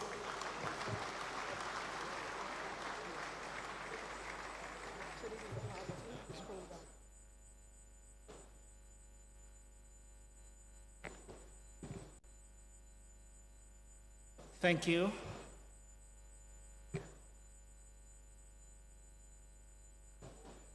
I have 20 minutes. So, Your Excellencies, Ministers, Presidents, distinguished guests, and gentlemen. I'll start my presentations because I have only 20 minutes. As I understand, sometimes being an academic staff, you tend to go over the time. Shall I get the slides on, please?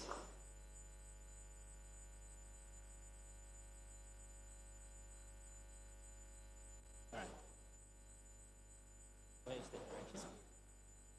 Oh, it's on here. It's going down.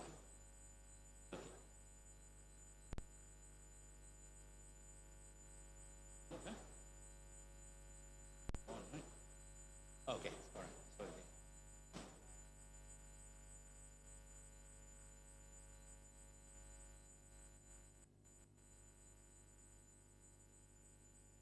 Doesn't seem to work.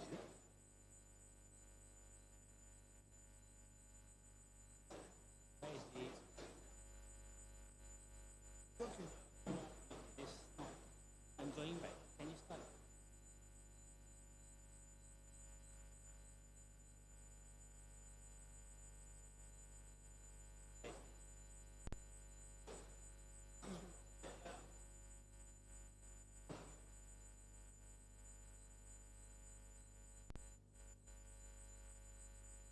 Okay, I think.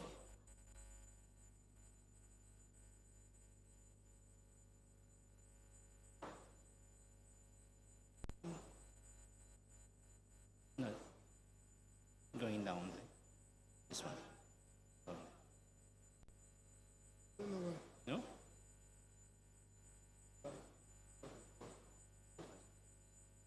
Where is the control? Okay. Yeah. So, once from. Oh, okay. No, it's wait. No? Then you tell them next. No, it will be too much. Can you change the... Okay. Can you control from? Can we change it? Your slides are inside. No, I mean the controller.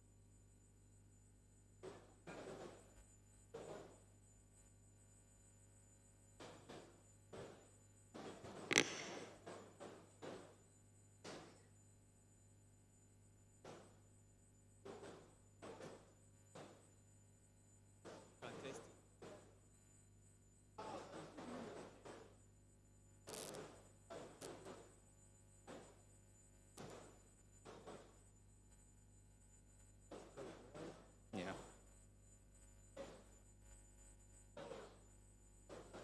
Sir, Hmm? you Yeah.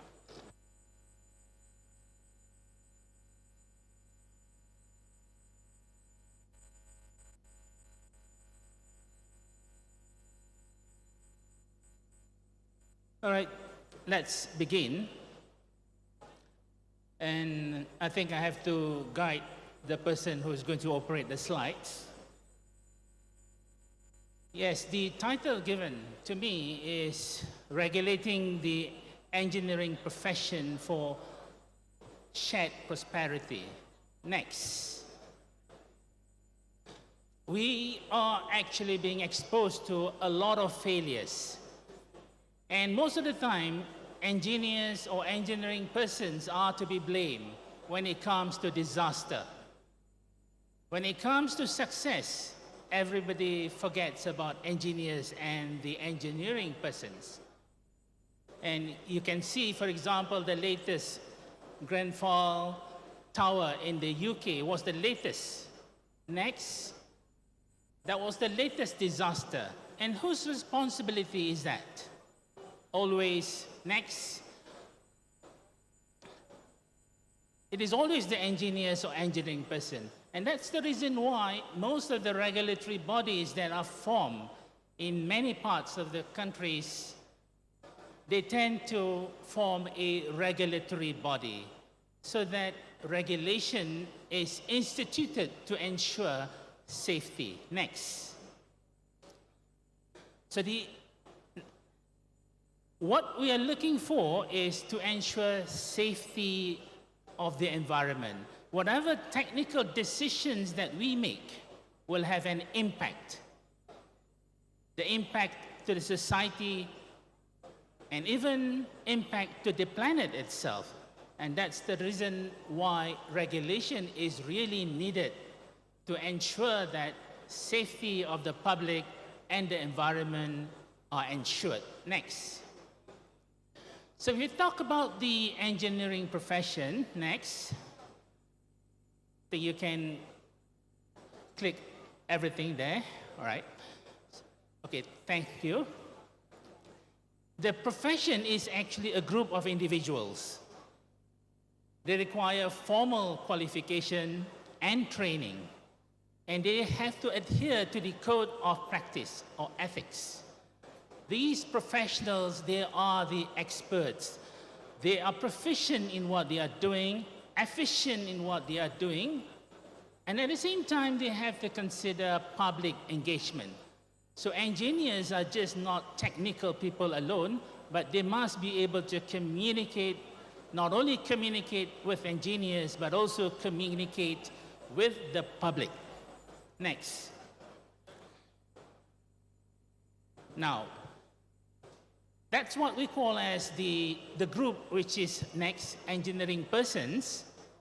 comprising the engineers, engineering technologies, engineering technicians, and craftsmen, as you do in Nigeria. Next. So when we talk about regulating the engineering profession, I think you can click, there are a few more. My presentation tends to be a bit more of animated. Now, it is about, if we talk about regulating, it is about control, right? Is it a direction? It's rules to control. And when we talk about shared prosperity, it's about equity, and whose prosperity are we talking about?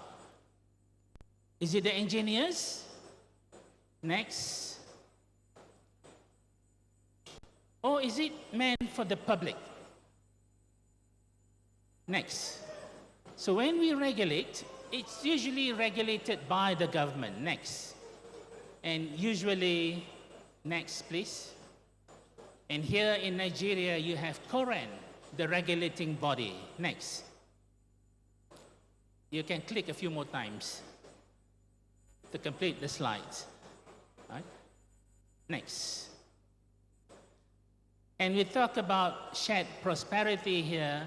It is all about the prosperity of the public, the nation itself. And we regulate, next, we regulate engineers. So as far as, can you click next, please? Right? When we talk about shared prosperity here, it's all about the public. And according to the World Bank, we are looking at the bottom 40% of the population. If you can ensure growth in the bottom 40% of the society, then we are actually doing something, calling it shared prosperity when we contribute towards the nation. Next. Next.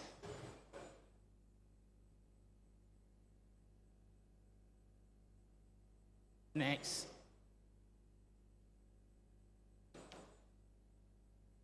Okay, you can click a few more times, please.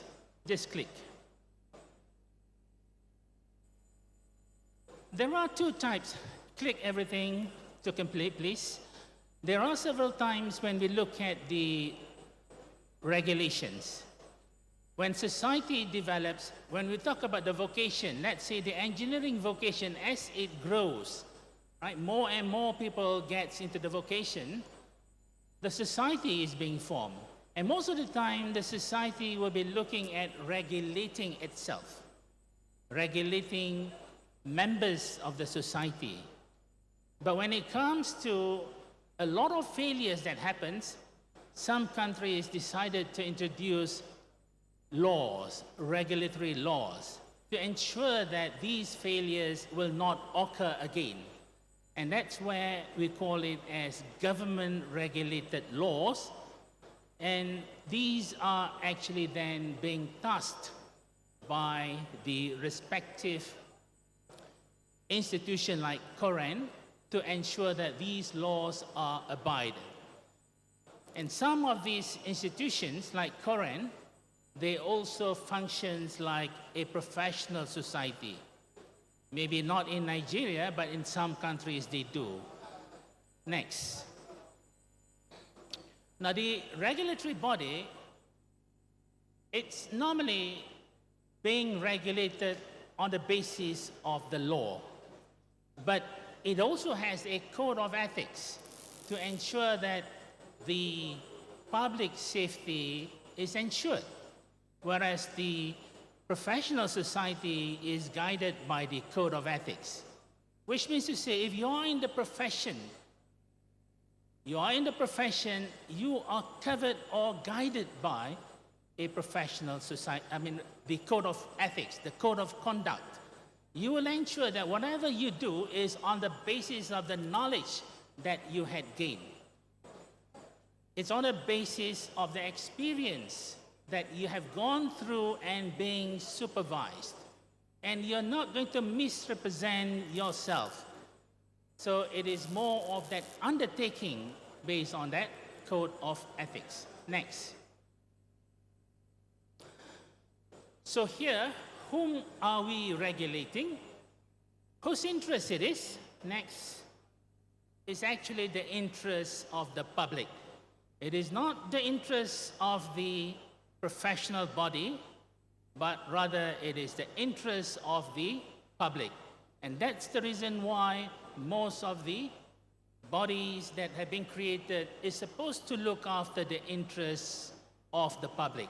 It's about safety, it's about environment, it's about preservation of the environment, it's about safety of anything that you build. Next. Right. So whom are we regulating?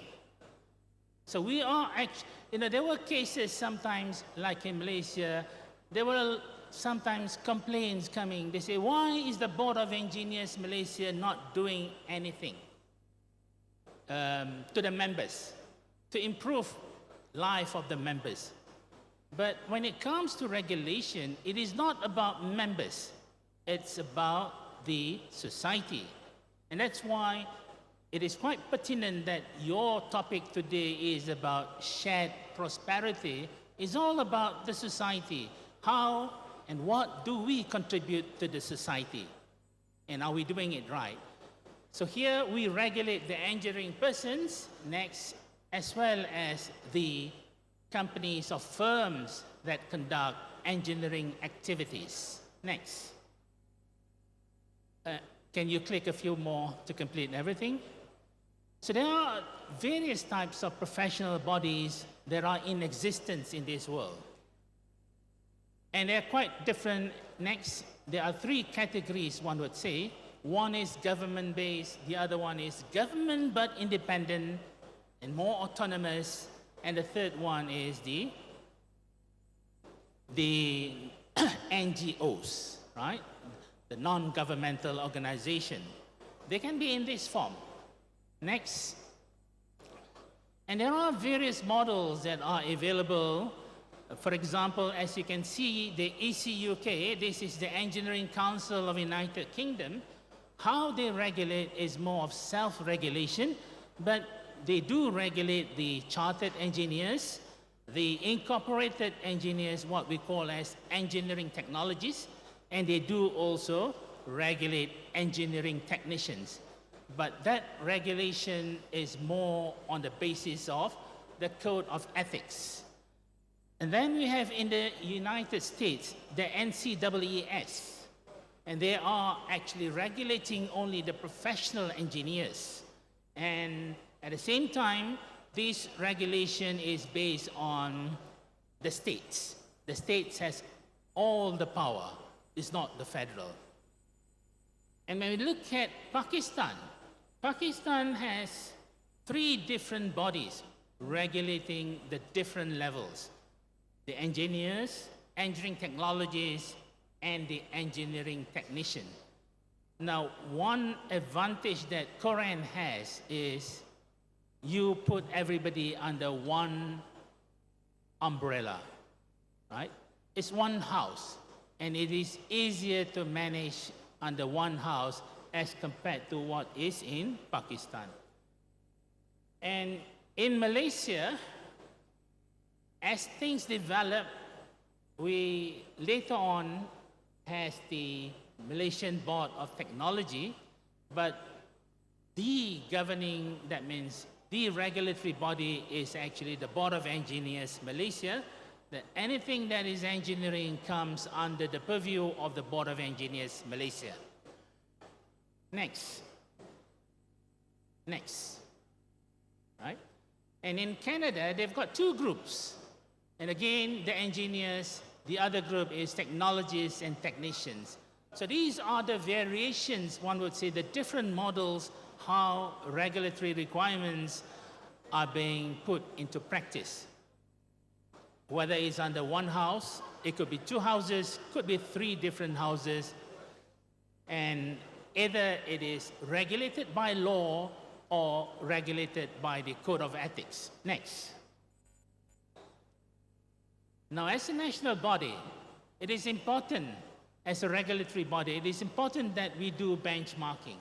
Why do we need to do benchmarking? The purpose is to ensure that the graduates that we get in engineering, they are of the standard acceptable at the global level. So we do benchmark with either across the world, or it could be within the region. But it is important here that when we talk about graduate attributes as well as the professional competencies, we are at the same wavelength as the international practices. Next. And these are the level of education as well as the level of practice. How do we ascertain the level of education? One of the ways is to have the accreditation being done. Like in COREN, you have the EAC, Engineering Accreditation Committee, accrediting engineering programs to the Washington Accord level. And the practice, what is the international practice? At the IEA, we have the International Engineering Agreement that is at the international practice.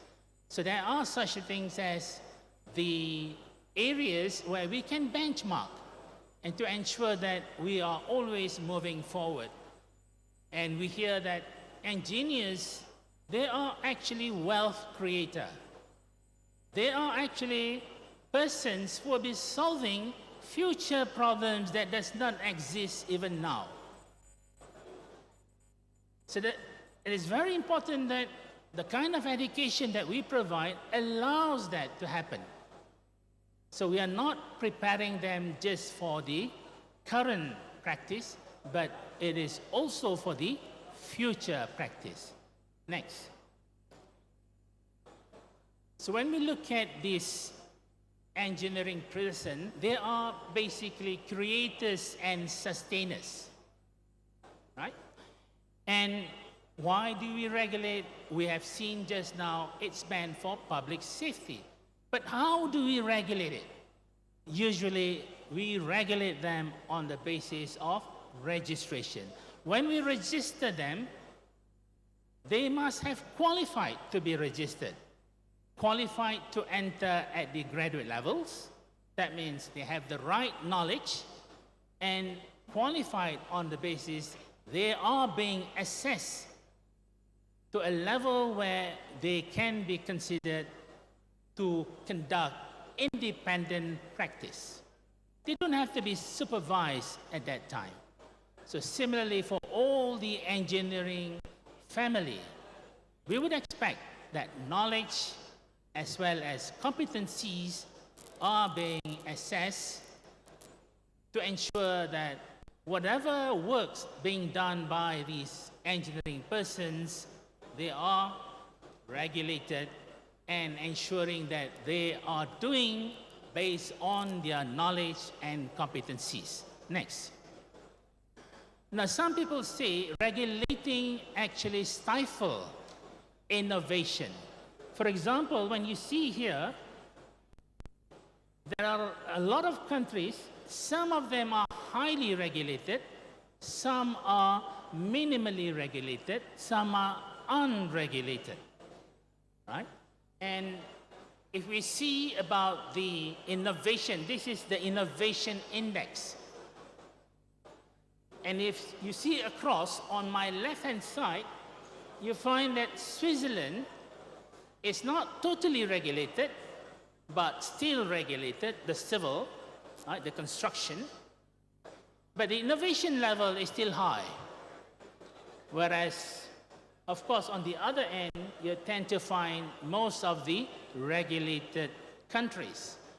But this is just one of the discussion normally people will come up with. They say, if you are regulated, you may stifle innovation.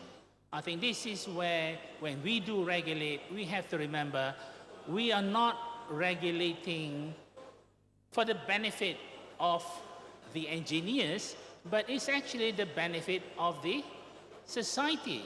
And how could we stifle the growth of engineering when it is meant for the benefit of the society. And sometimes we tend to see regulation more as protectionism. And sometimes we do see registration as a restriction. So this is where balancing is important. The intention is to protect ourselves, or the intention is to restrict participation? And if we think about, we are in the global world, we are liberalized in many cases, protectionism as well as trying to restrict is not the intention of regulations. Remember, it's all about public safety.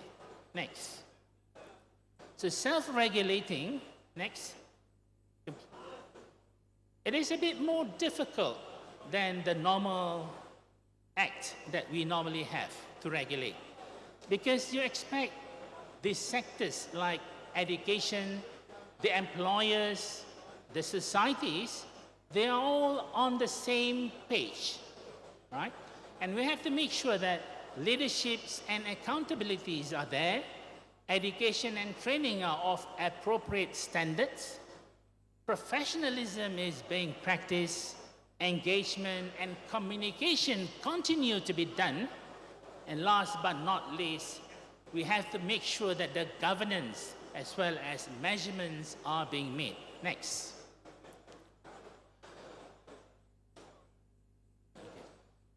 What I'm trying to show here is that the human resource that we produce in engineering, we provide the knowledge, we provide the experience. That means we certify the knowledge, we certify the experience, and there are more innovative engineers who will be applying digital application like AI to harness natural resources, right? And that's where, of course, we should not forget when we do regulate, the political will is also important, right? We need the support of the government fully, right? And that's how a society can prosper. And if you look at the sociologists, right, they would prefer highly regulated body. Why? The reason being, when you are highly regulated, chances that the minorities would be included. That means everybody will be on board when you regulate. That means everybody will be at the same level, same requirements, same meritocracy, and so on. Whereas the economists, right, the economists prefer deregulation. The more you deregulate, the better it is for the economy.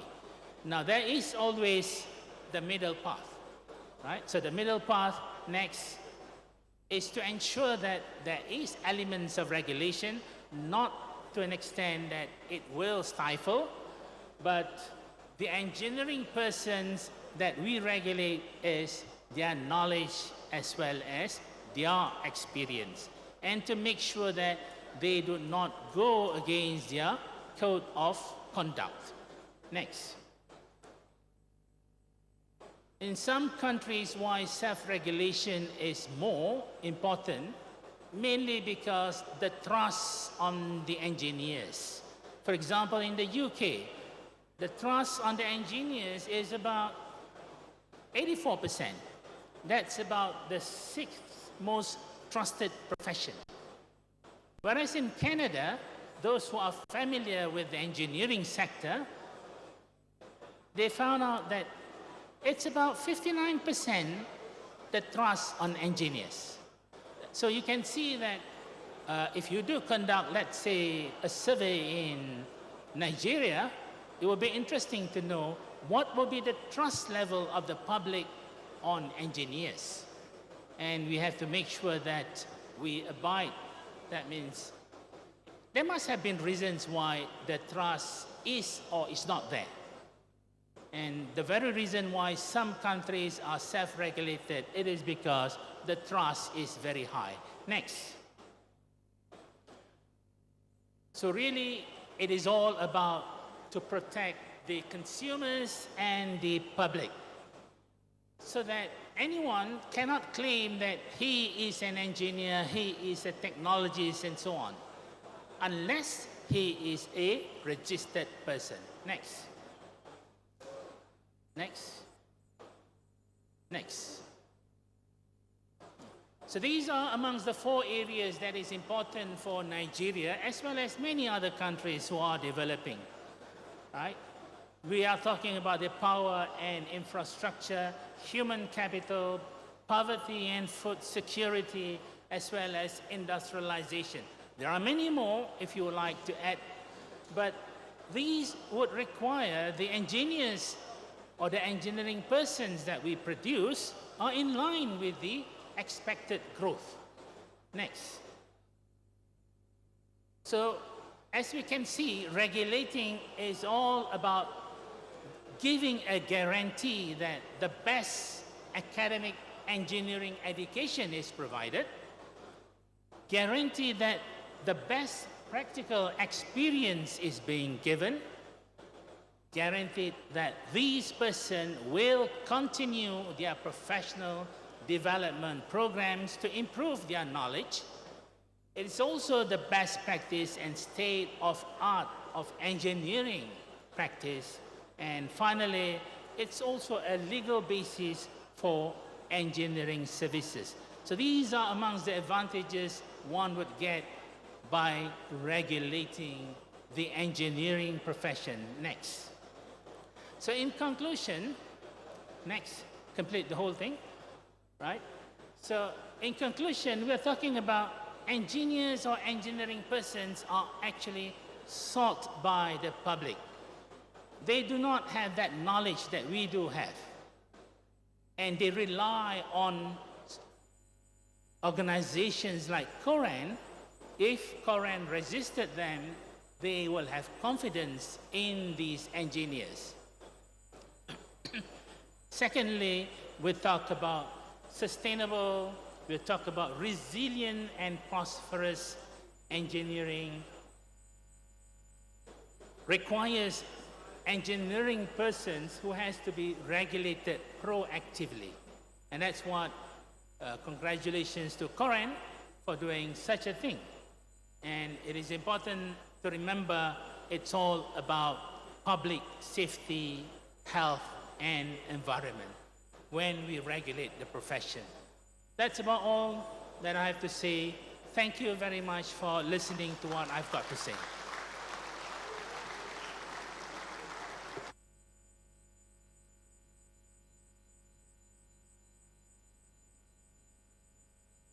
Please, we can do better than that. All the way from Malaysia, he has come to give us this wonderful presentation.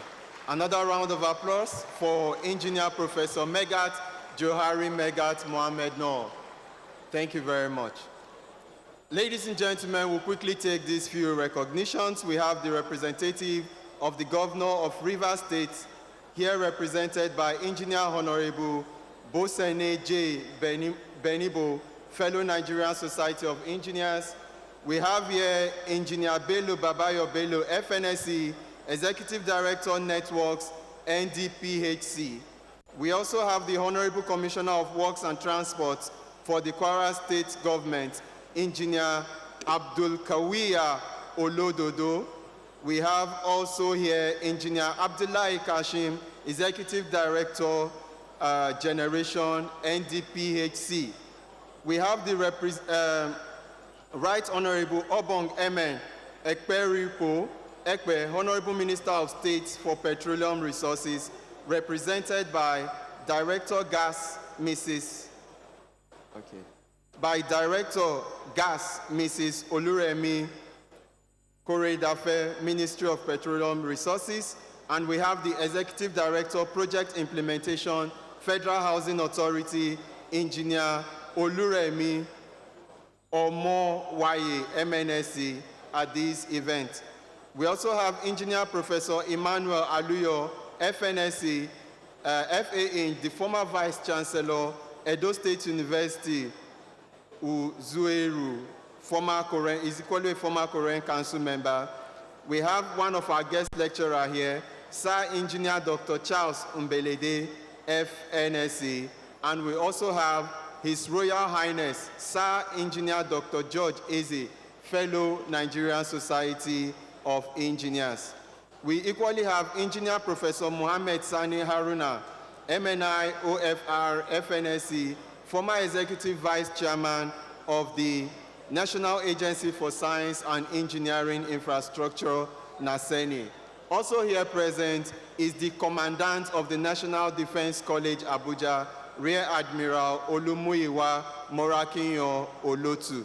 We also have here the former Executive Vice Chairman Upstream NNPC Limited, Engineer Adokiye Tombo Muye, OON FNSC. And we have the Managing Director and CEO of Coleman Wires and Cable, here present, Mr. George Olutokpe Ona Fowokon. You are very, very much welcome. Ladies and gentlemen, we'll quickly move to the other item on our agenda, and I would like to invite to make a presentation on the dilemma of tackling building failures in Nigeria. Please, ladies and gentlemen, let us make welcome to this podium the Director General of the Nigerian Building and Road Research Institute, Engineer Professor Samson Duna, fellow Nigerian Society of Engineers. Let's put our hands together for Engineer Professor Samson Duna as he comes up, and permit me to quickly read this short citation about him. Amen. Yes, sir. Engineer Professor Samson Duna is an erudite professor of civil engineering and the current Director General and Chief Executive Officer of the Nigerian Building and Road Research Institute, NIBRI, a parastatal under the aegis of the Federal Ministry of Science, Technology, and Innovation. His working career started at the Abubakar Tafawa Balewa University, Bauchi, as graduate assistant in Civil Engineering Department, where he rose to the rank of Professor of Civil Engineering, specializing in structures. He taught in the university for over 26 years before moving to the Nigerian Building and Road Research Institute, NIBRI, as Director General. Ladies and gentlemen, I present to you Engineer Professor Samson Duna, fellow Nigerian Society of Engineers. Please put your hands together for him.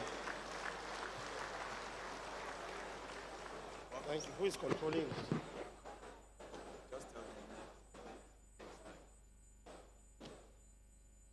Thank you, the MC. I'm given 15 minutes to make my presentation. I don't know what type of magic I will do, but I will try to ensure that we have a takeaway when going home. Before commencement, let me acknowledge the presence of the chairman of this occasion, the president of COREN, my own senior brother, Professor Sadiq Abakar, the registrar of COREN, my own good friend, Professor Adisa Bello, my sister, the president, Nigerian Society of Engineers, Engineer Margaret Ayana Oguntala, distinguished guests, ladies and gentlemen, let me align myself with the well-established protocol because I was given 15 minutes to make this presentation. I don't know who is controlling the slide, please. Thank you. The topic is the dilemma of tackling building failures in Nigeria. When something tells you it's a dilemma, it tells you that it's a problem. How do we tackle the problem? That's the issue at stake. Next, my presentation, have this presentation outline. I have about some few slides that I would like to discuss. Next is in terms of introduction. Normally, buildings are very, very necessity. Building next to food in terms of necessity is building. The importance of building, we cannot overemphasize it because building plays a vital role. We are told that our population is over 200 million and everybody must be accommodated in a house. Nobody will sleep outside. You must look for a place to sleep called building. So building is basic infrastructure. As far as a developing country is, we'll continue to construct building in Nigeria. Buildings are constructed with materials. Building does not come from heaven like this. You need to construct them with materials. And those materials are very, very important that we know them. The materials can be naturally and some are factory products. And these are some of the materials that we use to construct our buildings. Materials that are natural are there, cement and so on. Reinforcement and steel are what we call a factory product. In our own assumption, the factory product is good, it is standard. We can use it without a problem. But basically, we'll look at it later. There are various types of construction materials. I'm still looking at them. We have timber, ceramics, and so on and so forth. So in essence, next please, next. In essence, what is building collapse? Does the building have to fall down before we say a building has collapsed? What necessarily do we look at if we are talking about building collapse? In essence, building collapse is when a structure has given way or most of the elements have buckled or caved in. When the members have buckled in, we can refer to as what we call ultimate limit failure, total collapse that happened at the same time. But when a member or an element fails to function, it is called what we call serviceability problem, or what we call ultimate and serviceability problem. So basically, building collapse, when it happens, it creates quite a lot of ripples in the construction industry. And when I mean the construction industry, I'm talking about the relevant stakeholders in the industry. They are professionals like town planners, builders, engineers, architects, land quantity surveyors, government body, developers, landlords, and investors. All those I've mentioned fall under what we call relevant stakeholders that are working in the construction industry. So for you to construct a high-story building, we need competent people to do that. A residential building, you can come in and say, I was able to construct my house. So with that, I can construct a high-story building. The mathematics is not the same. You need quite a lot of experience before you involve yourself in the construction of high-story building. Next, Nigerians are blessed with competent engineers. We are qualified people. In the world, there are no areas that Nigerians are not there. But it simply means somebody somewhere is not doing his responsibility that is expected to do. A building can fail due to natural disaster, like earthquake. Please come back small, come back, please, backward small. No, next, thank you. Building can fail due to two factors. One, natural, the other one is human error. My discussion will be geared towards the human error aspect. Earthquake, hurricane, and flood are something you and me might not have control over. When it happens, we say it's due to nature. But we are talking about a human error. Somebody somewhere failed to carry out his responsibility. Somebody somewhere failed to do the right thing. This is where we are going to be discussing. So the presentation today will look at the effect and see what can be put in place so that the building collapse can be a thing of the past. Let's look at what happened some years back. In the year 2020 to 2024, in year 2020, we experienced 15 cases of building collapse in year 2020. In year 2021, we experienced about 21 cases. In year 2022, we experienced about 18 cases of building collapse. In year 2023, we have about 18 cases, whilst in year 2024, The year has not ended yet. We are still in the year. At present, we have about 27 cases of building collapse only in 2024. In Nibri, we have a desk officer that records anytime there is building collapse. So we continue to have record of this issue because it is something that has happened. Let's look at what happened when there is building collapse. There are casualties that has to go with it. We have deaths that has to go with it. We have injuries that has to go with it. We have property loss that has to go with it. We have time duration of waste of time that has to go with it. We have people that are maimed, people that can no longer walk because of building collapse. We have a loss in investment, loss in time, loss in property, even making our society look at people involved as people that are not competent. So basically, these are the cases that we have in terms of building collapse. Now, we have some images. Time will not permit me. I could have played a video for you to have a reflection of what transpired when there is building collapse. How human beings are being carried out in robots to tell you the effect of building collapse. These are some of the pictures of building collapse that has happened. Next page. Building collapse that has happened. Next page, you can see Nibri are always there to intervene when there is building collapse. This is my picture in Jos, where a school classroom collapsed with over 22 school children died in the episode in Jos. Very, very ugly. This is something that could have been avoided. This is something that could have been avoided. This is somebody somewhere failed to do the right thing. Now let's look at causes of building collapse.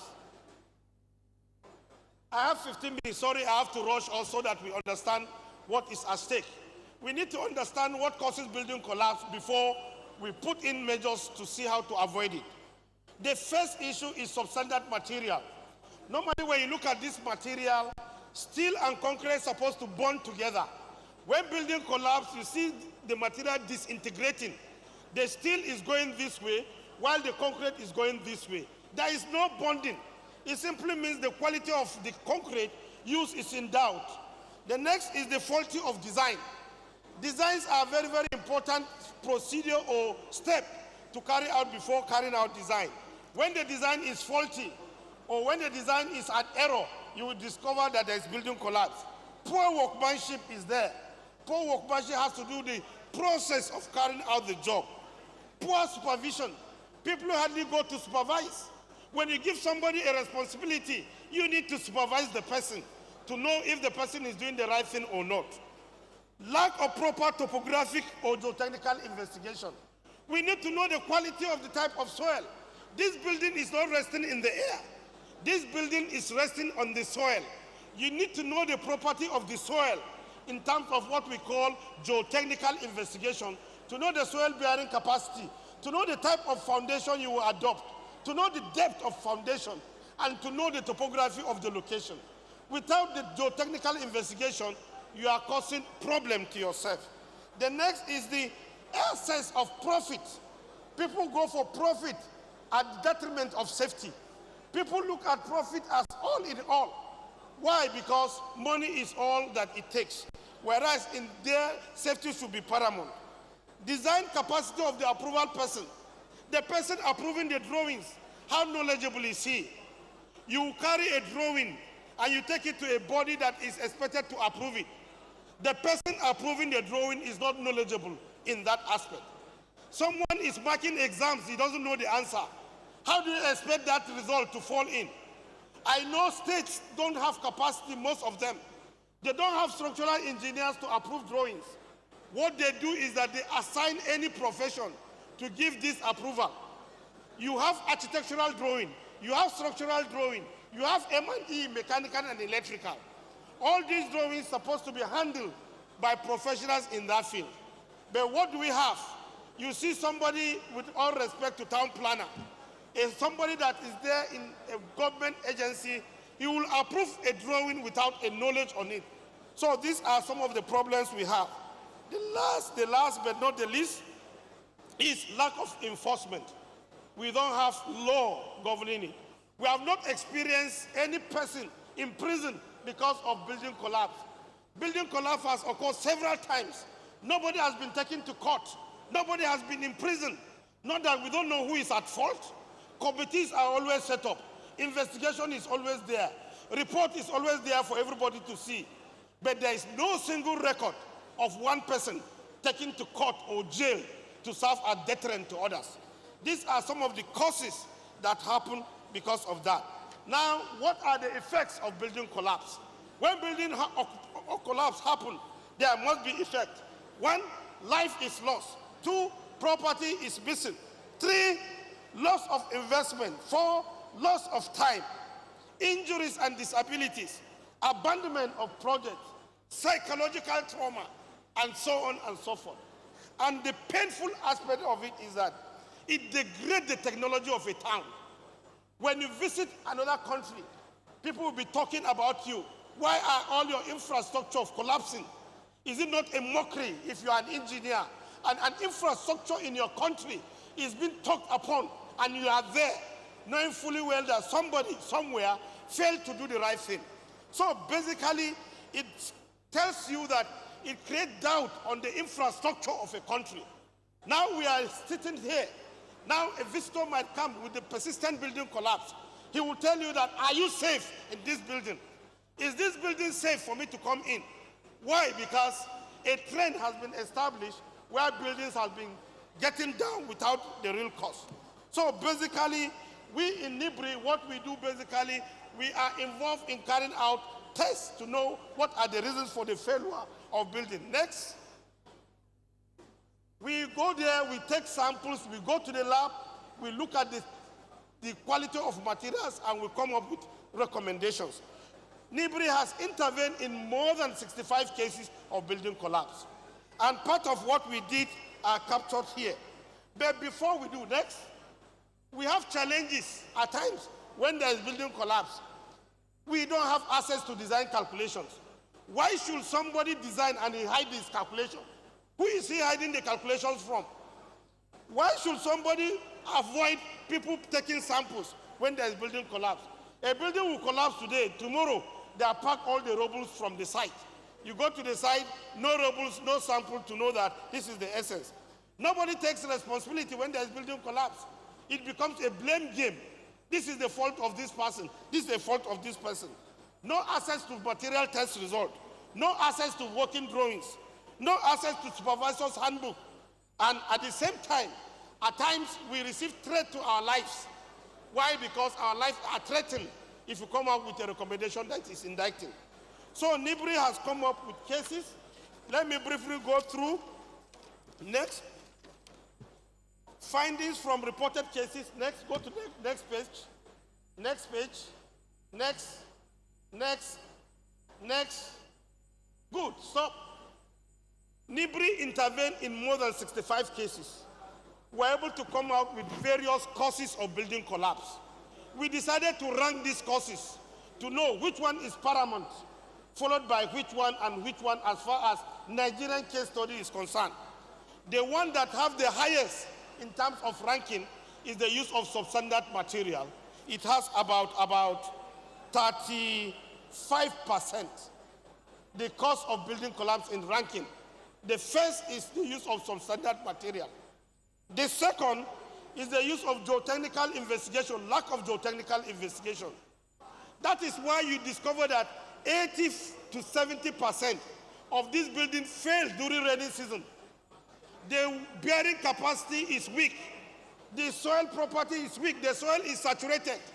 During dry season, the capacity of the soil is strong. The building will continue to stand. But anytime there is rain, the soil becomes saturated. In the month of July, August, September, you discover that the building collapses frequent within those months because of this rain. The third factor is lack of proper design. Faulty design is the third factor. The fifth is lack of monitoring and evaluation. The sixth is poor workmanship. Those are the factors we're able to identify. Since these factors have been identified, next. These are some of the equipments that NIBRI have. Excuse me. As of today, excuse me.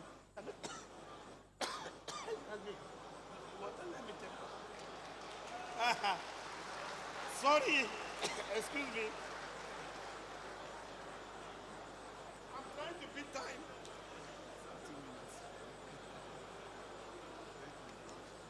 No, you can't give me 2 minutes. He's telling me 2 minutes. While I'm choking, I'm trying to beat time. These are some of the equipments that Nibri have. Next page. These are some of the equipments we can test any construction material that is available. Next. This is characterization equipment, the SEM, the XRF, and X-ray. All these are existing in Nibri. Next. Nibri has one of the best laboratories as far as civil engineering is concerned in Nigeria as of today. Now, what are the measures to be put in place?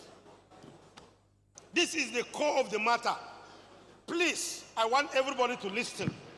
We can fight this building collapse. We can do it. We have the professionals to do it. We have the technical ability to do it. All we need to do is to put things in action, put things in there. When measures are put in place, I want to assure you that this building collapse will reduce drastically or it can be avoided. The first thing is geotechnical investigation. We need to do it. Without knowing the geotechnical investigation, you don't know the strength of the soil. What do you need to do geotechnical investigation? You need qualified engineers and technologists, and we need a lab. The next one, design that is good. What do you need? You need professionals that are okay. The next one, quality of construction material. What do you need? You need a lab and you need people to do it. The next one, engagement of professionals due to ethnic practices. What do you need? You need qualified professionals for people and professional bodies. The next one, M&E. What do you need? You need professional body to do it. The next thing, select the best construction practice. What do you need? You need qualified professionals. The next thing is building code and law. What do you need? You need people to be punished and a law to follow. Next. These are measures to be put in place. And anything that we need here is not a mirage. It's not a rocket science. All we need to do is to put things in motion. To put things in motion, I'm sure this thing can be done. Next, let's look at the fundamental questions. If you can answer this question, we are good to go. Question number 1. Is it true that some of the professionals working in the construction sector have not attended any form of training since graduation from school? Since graduation from school, somebody has not gone for any training. Is it true? Question number 2. Will it be true to say some professionals has not even attended any seminar or workshop organized by professional body? Is it true? The next question. Is it possible or true that the professionals involved in approving working drawings have not undergone any form of drawing, have not undergone any form of training? People approving the working drawing. Is it true? The last but not the least, is it possible that the professionals involved in approving working drawings are not even knowledgeable, and some are not even experts in the field to approve the working drawings? Is it true? Do we have rapid response team to cater for ugly situation? Do we have rapid response team? When building collapse happen, people will start looking for grader. You know this thing happen. Why not let us be proactive like fire service? Every state has a fire service. That does not mean there is fire, but we put a response team so that when something like this happens. In conclusion, my president, sir, conclusion. Number 1, from the above, it can be concluded that 1, the use of substandard construction material is rampant and must be stopped immediately by the concerned authority. Number 2, faulty design or absence of approved drawing during construction should not be tolerated. This, I went to Jos when I constituted that committee to work on the building collapse that happened in Jos. There is no drawing in the building. The building has no drawing. We checked, there is not even basket as the columns are being erected. Faulty design, poor quality material was there. Number 3, lack of topography and technical investigation. It was observed that most of the buildings collapsed during rainy season. The actual values of soil bearing capacity must be used instead of assuming the value. Somebody will be in Lagos, a project is in Maiduguri, he will just phone, give me the soil bearing capacity, I will design the building, without even visiting the site. Please, professionals, let's do the right thing. If you are there, carry out your technical investigation. It is very, very important. The property of soil varies from one location to the other. The use of standard, well-equipped laboratory for testing of construction material should be encouraged. I encourage every state to come up with a strong laboratory to test these materials.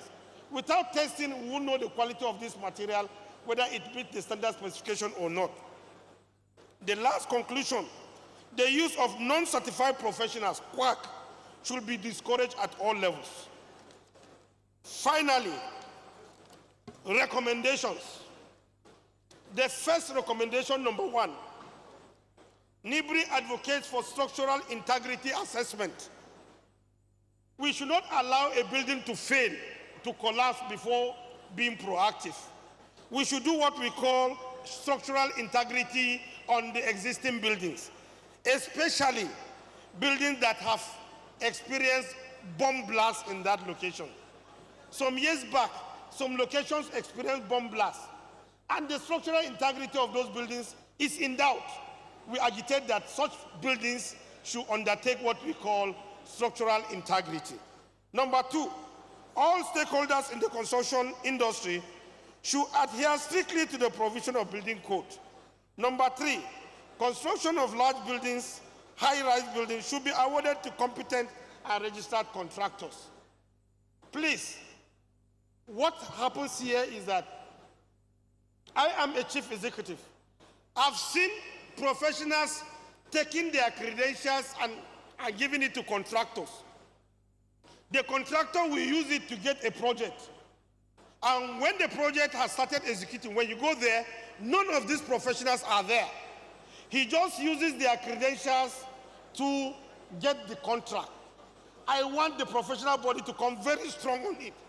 Any professional that gave his credentials to be used to win a project, current president, there should be a sanction, please, on that.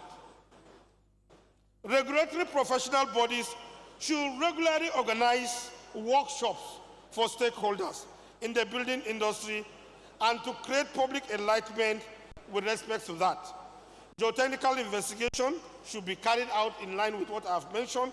It is very, very important for us to do that. Government and professional bodies should synthesize the general public on the steps to follow when embarking on a high-story building. Please, my president of COREN, I want you to take that very seriously. We do not have any jingle coming from any professional body. Somebody has money, he wants to build. He doesn't know the step, he doesn't know where to follow. We have never done any jingle when you want to build a house. Why?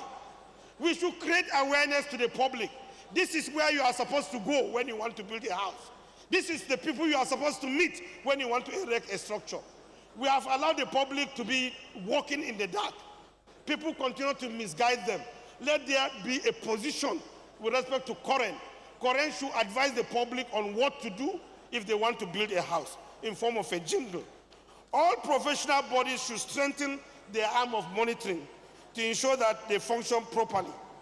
I want to agitate that all professional bodies should be part of a project, and the cost of the supervision should be imbibed in the cost of the project. What is stopping M&E is the cost for the supervision.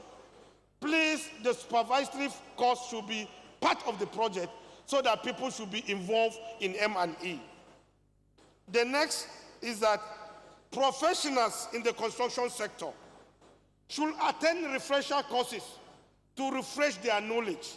It should be a requirement for renewal of license to operate.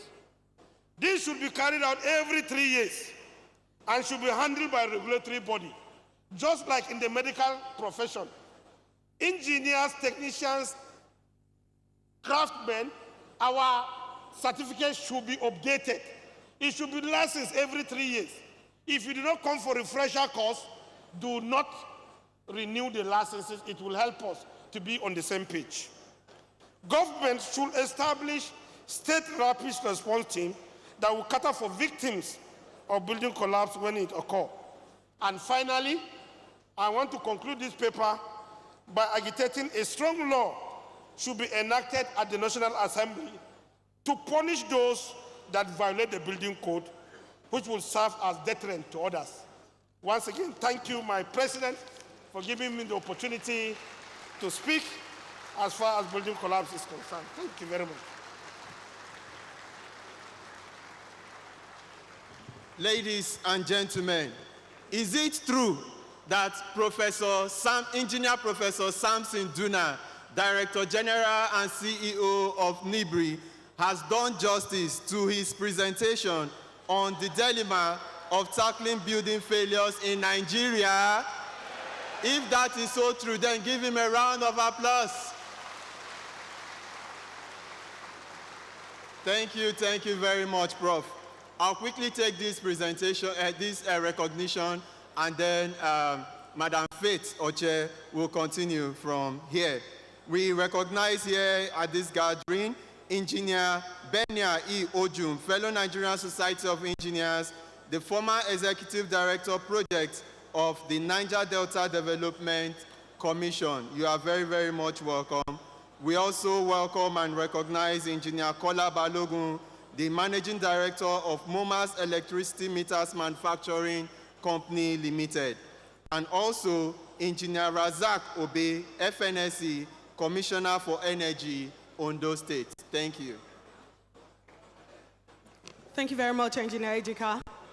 Next up, Your Excellencies, very distinguished ladies and gentlemen, we will be having a presentation of the proposed COREN headquarters in Jahi, Abuja. Media, can we have the presentation, please?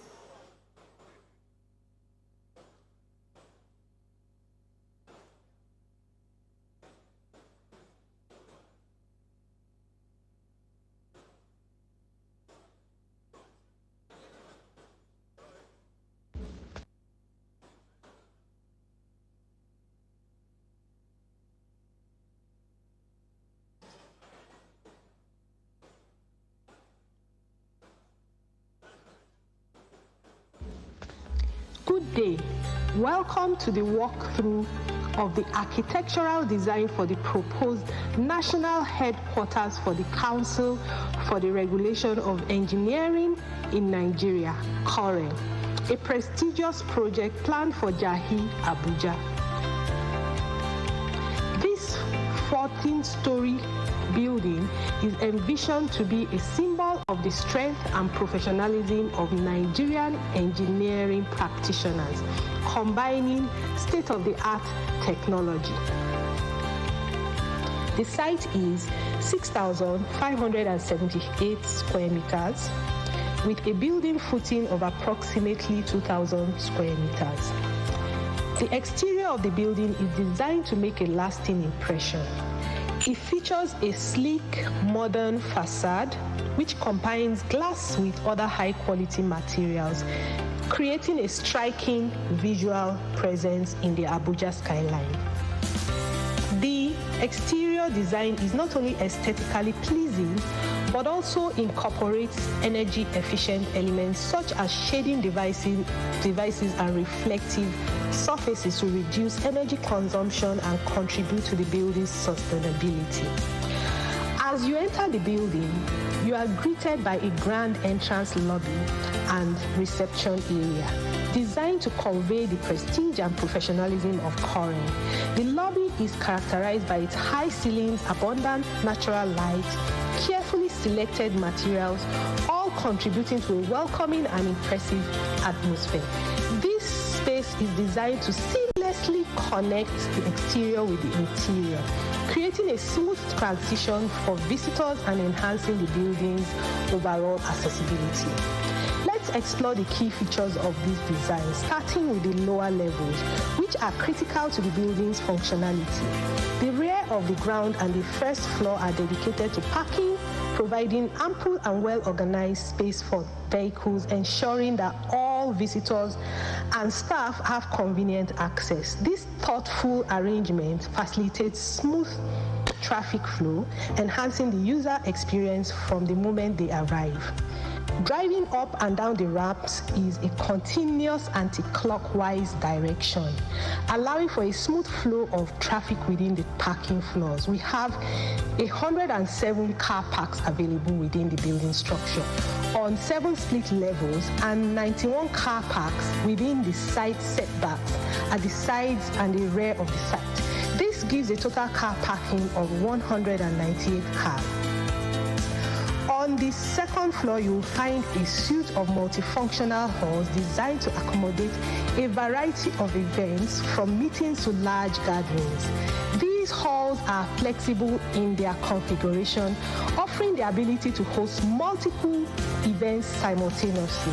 Adjacent to these halls is a 1,000-seater auditorium, which serves as a centerpiece for large conferences, seminars, and other significant events. The auditorium is designed with advanced acoustics and comfortable seating to ensure an optimal experience for all attendees.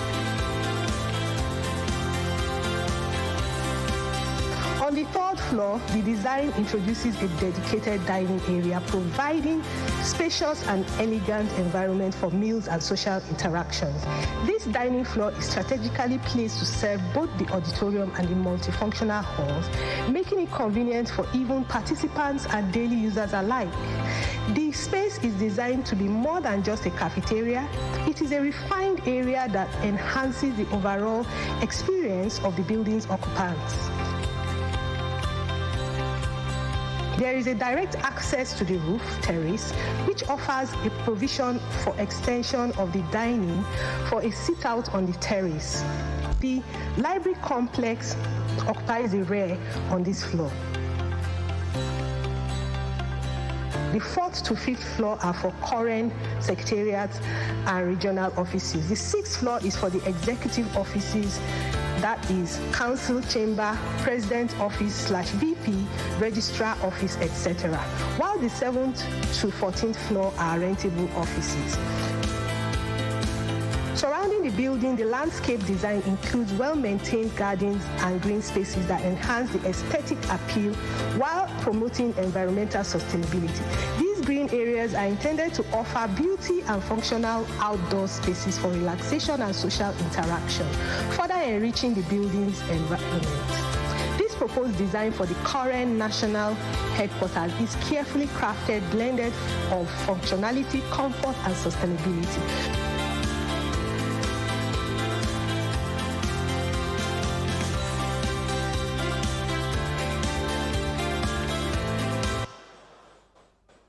So there you have it, Your Excellencies, very distinguished ladies and gentlemen. That is the proposed COREN headquarters in Jahi, Abuja. For those of us who are standing behind, we have vacant seats at the gallery up. You can find somewhere to sit down. We've been sitting for a while now. I'd like to humbly request that we get up and stretch. You can take 2 steps forward and then 2 steps behind. So everyone, can you please stand? Please stand and stretch. A bit of an exercise. Stretch, stretch, stretch. Thank you.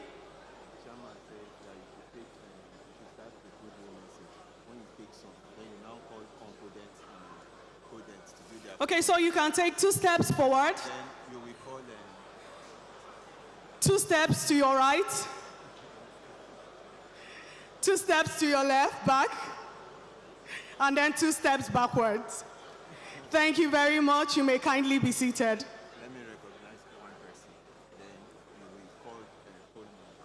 We'll play his video. Then you can take 1 step to sit down. Ladies and gentlemen, here in our midst, we have the chairman of IBOM Power, who equally is a council member of COREN and the Chairman Central Planning Committee of the National Engineering Conference of the NSE, Engineer Iyang Etido, fellow Nigerian Society of Engineers. You are welcome, sir. Thank you very much. Moving on, we'll take a couple of goodwill messages, and then we'll take the Codet and Compodet Awards presentation. To begin the goodwill messages, it is my singular honor and privilege to call up to the fore the MD Coleman Wire and Cables, Mr. George Olutokpe Onafowokong. Please a round of applause for him as he comes forward. We can do better with our applause.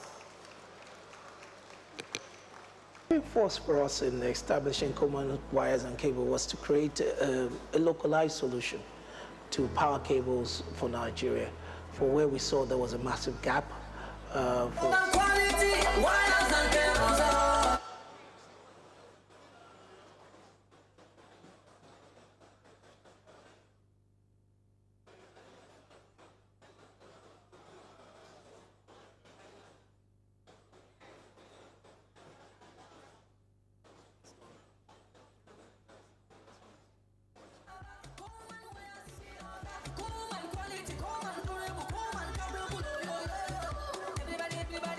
Let's have volume on the sound, please, media.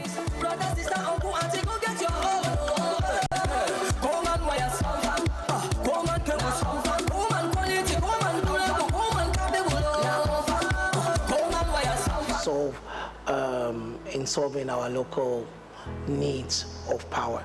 And when you look at the infrastructural deficiencies, cable happens to be a fair amount of it. And I think that was the main driving force for us.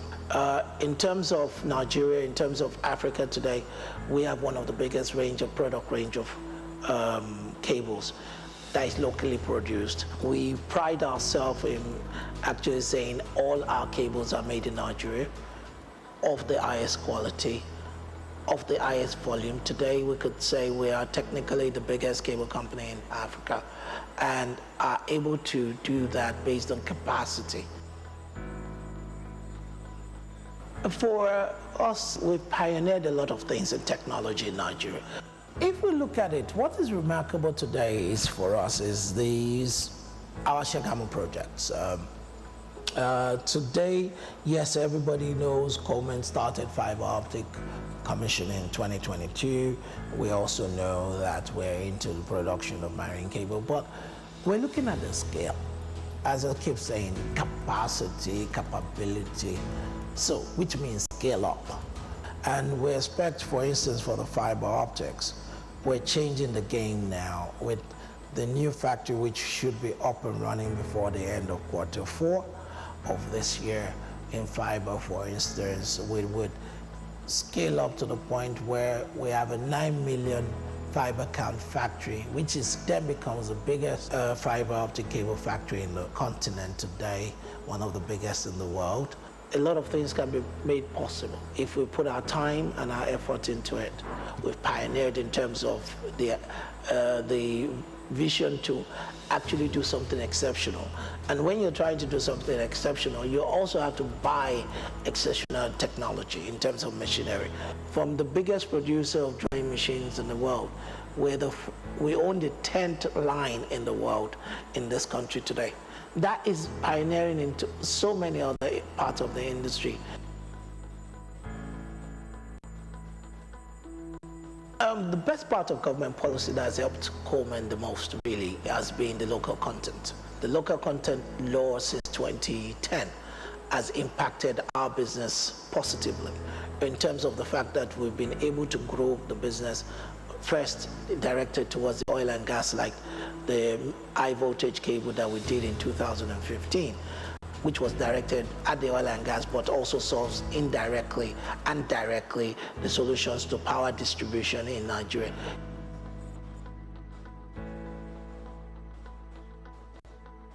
It's unfortunate that we see sometimes a little bit of a barrier. The reason being some of the oil companies are not thinking as positive as we are, or not moving at the pace at which we are, is the self-belief that what they've been buying from wherever they've been buying from, which is import, is better. But those companies were given an opportunity to do the business for them to get to that level.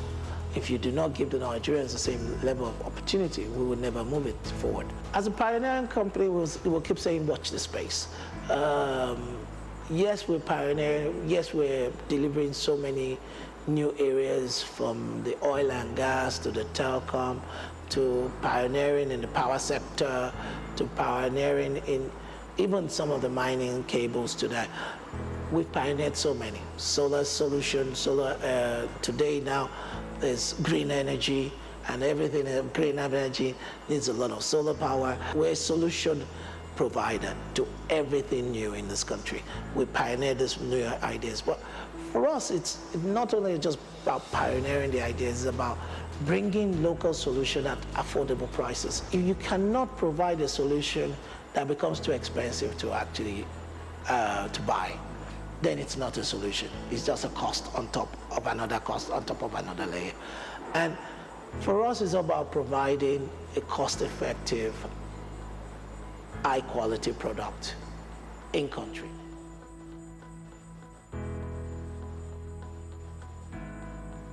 Thank you very much.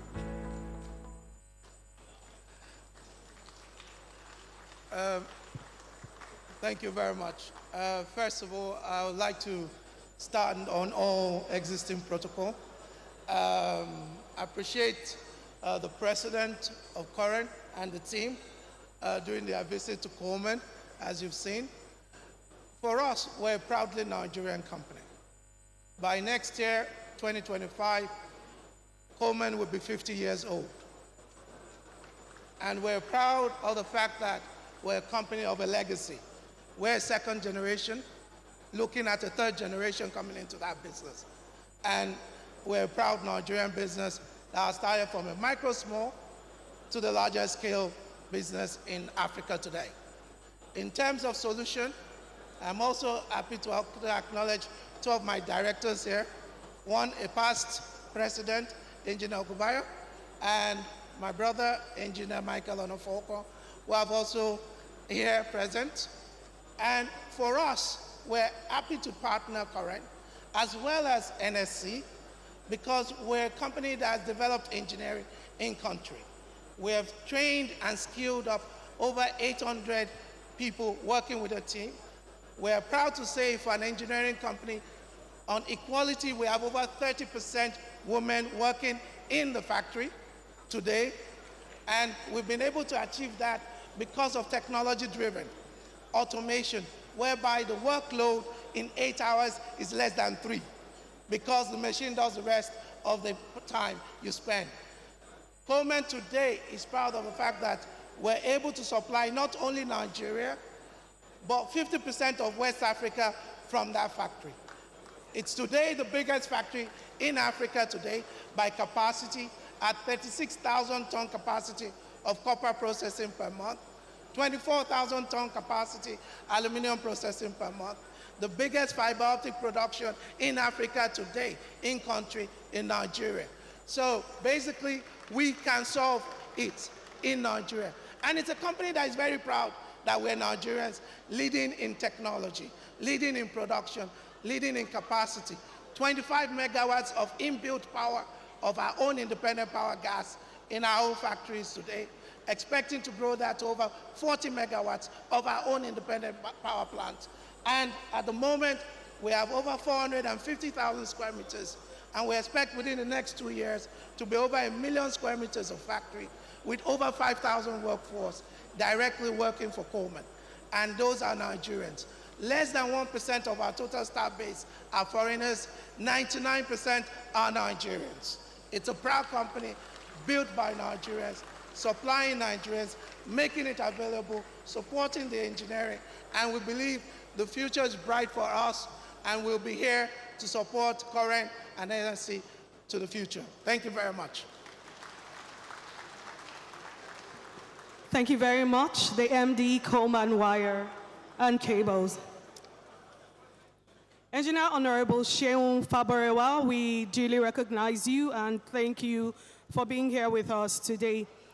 Very quickly, I would like to call on His Excellency, the Executive Governor of Ebonyi State, Right Honorable Francis Ogbonna, who is ably represented here by the Commissioner Works, Ebonyi State Engineer Stanley Ilebuchi. A round of applause, please. Let's have you here.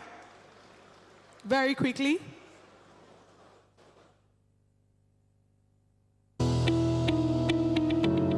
Engineer Stanley. Okay. Media, thank you. Thank you. You have 2 minutes and your time starts now. Thank you.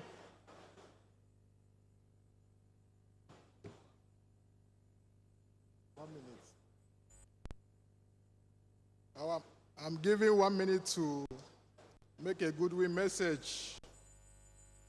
I want to appreciate my governor, Right Honorable Builder Francis Obonia Winfrey, who have given me the privilege to stand on behalf of him in this epoch-making event of a great mind. Valued engineers, ladies and gentlemen, distinguished guests, and the members of the press. It is an honor to be here with you today at this remarkable gathering of minds, where the spirit of innovation, ingenuity, and progress, which characterize the revered engineering profession, in truth alive. I want to thank the organizers for bringing us together to hold the Engineering Assembly, which seek to unveil the interactive, the word engineering. I also thank each of you for your dedication to building a better future for our communities, our state, and our nation. I am sure after this gathering today, there will be no more room for building collapses. Engineers are the backbones of the society. You are the ones who turn dreams into realities. You build the bridges, roads, and buildings, and connectors, and the whole design system and technologies that makes our life more efficient, sustainable, from the throwing skyscrapers that define our cities to interact networks that powers our homes. Your work touches every aspect of our daily life. We thank you, the engineers. As we face the challenges of the 21st century, Okay. In closing, I want to encourage each of you to continue to push in the boundaries of what possible. Your work is not just about solving the technical problem, it is about making the lasting impact of the world around you with the creativity, expert, and commitment. I also want to confidently think we can overcome the challenges and the building better, more sustainable development.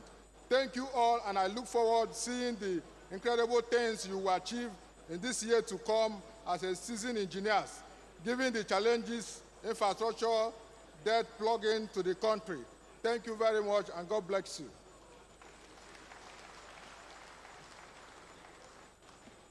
Thank you very much, sir.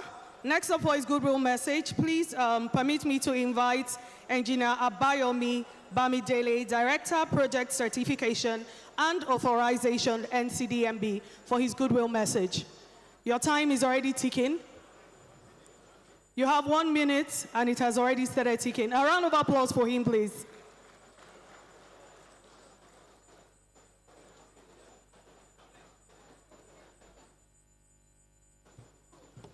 Yeah, good afternoon. I have about 4 pages here, but in view of the time, I'll try and see whether I can summarize it based on the directive given by my principal, Engineer Felix Omoshola Ogbe, a fellow of the Nigerian Society of Engineers. He's based currently in Bayelsa, Yenagoa, and unable to join today. So 3 key points that I want to extract from his speech. The first one is related to what Governor Sule said, Engineer Abdullahi Sule, regarding the need for us to focus and pick one particular item every year. Engineer Ogbe says that if you can look like 3, whether it is in refining or power or infrastructure, and every year in, year out, we're able to report back at this assembly on what we've achieved. I went through the proceedings, and I see about 13 action points from last year. So it would have been nice that today we are looking into those things that were picked up from last year's event and see where we are on them. So hopefully by the 33rd Assembly, we're able to reflect on what are the key points that we picked today and sort of discuss it next year, so that we don't keep piling up proceedings with actions without any closure. The second point is around the collaboration between COREN and NCDMB. So the Executive Secretary is delighted about the current efforts on what is happening around the collaboration. As you know, Section 72 of the law requires that a representative of COREN must be in our governing council. So we currently have a rep of COREN in the governing council of NCDMB. A lot of the things we've achieved today are due to those support we're getting from COREN. The MD of Coleman just spoke now, and please, if you note, he mentioned NCDMB. Coleman is one of the poster company of NCDMB. Same thing with Dover. Lastly, because I can see the vice chairman that called me around 12 a.m. Today to come here telling me to get out of the stage because of time. Let me just read the last part in which the Executive Secretary is saying that that there's an opportunity to also reflect on on the slow but steady crew change that is happening. As you know, there are younger ones coming in. Some of us are getting closer to that point in which we need to exit. So the Executive Secretary is saying, lastly, that there's a need for us to provide a platform for our younger generations so that going forward, we will see more of them on stage presenting to the audience. Thank you very much. A round of applause for him, please.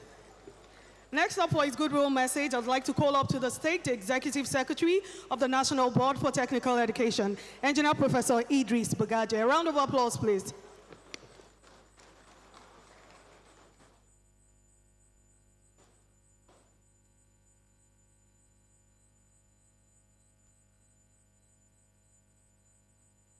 Thank you very much. Mr. President, let me stand on the existing protocols. All protocols duly observed.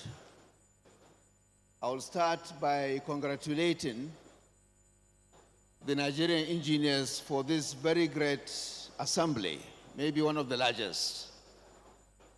And I would also like to commend the President of COREN for engagement. Over the years, MBTE has made efforts to reach out and involve COREN in our activities. But I think it's only of recent that we have received very serious attention from the President of COREN. And it is this that will lead to the launch tomorrow of the Sector Skill Council on Engineering. Inshallah. Now, let me also commend COREN for another very important activity, the solidarity visit they paid to Dangote Refinery. That is very commendable. The Dangote Refinery, if we are going to list the 7 wonders of the new century, the new millennium, I think Dangote Refinery will be there. You can think of the 4th Industrial Revolution. You can think of achievements in biotechnology, but we must also include the Dangote Refinery. Unfortunately, this great fiat is being frustrated by some technocrats of the NNPCL and probably some politicians. And it was that solidarity visit by COREN that is now changing the tone. You could hear government saying they will give the refinery crude oil in Naira. In my opinion, there is even no need to send crude oil to the Dangote refinery. We better do barter trade. The refinery requests only 650,000 barrels per day. Each barrel is 150 liters. So that brings it to about 100 million liters per day. So all you need to do is, we give them 100 million liters. They are going to produce about 70 million liters of PMS. So let them give us PMS diesel in return for those crude oil. And this way we can be able to sell PMS and crude oil at whatever rate we want to. Before I leave the podium, as engineers, I would like to take us back to 1958. In 1958, 3 countries in 3 continents were adjudged to be at the same level of development. These countries were Nigeria in Africa, South Korea in Asia, and Brazil in Latin America. In the last 66 years, Brazil has produced a lot of new technologies. In the last 66 years, South Korea has produced Samsung, LG, Hyundai, Huber robots, etc., etc. I'm not sure Nigeria in the last 66 years has produced even a single technology. Nothing to show. So this is the challenge that I'm throwing at our engineers. We must sit up and face this great challenge. I've been asked to leave. I wish you all successful deliberations on behalf of the National Board for Technical Education. We see you tomorrow. Thank you. Thank you very much, Professor. Next up, we'll be having award presentations by Compodets and Codets. Can we have the chairman of Compodets and the chairman of Codets up here in the next 1 minute, please? Please be swift, very swift. You have 2 minutes to do this.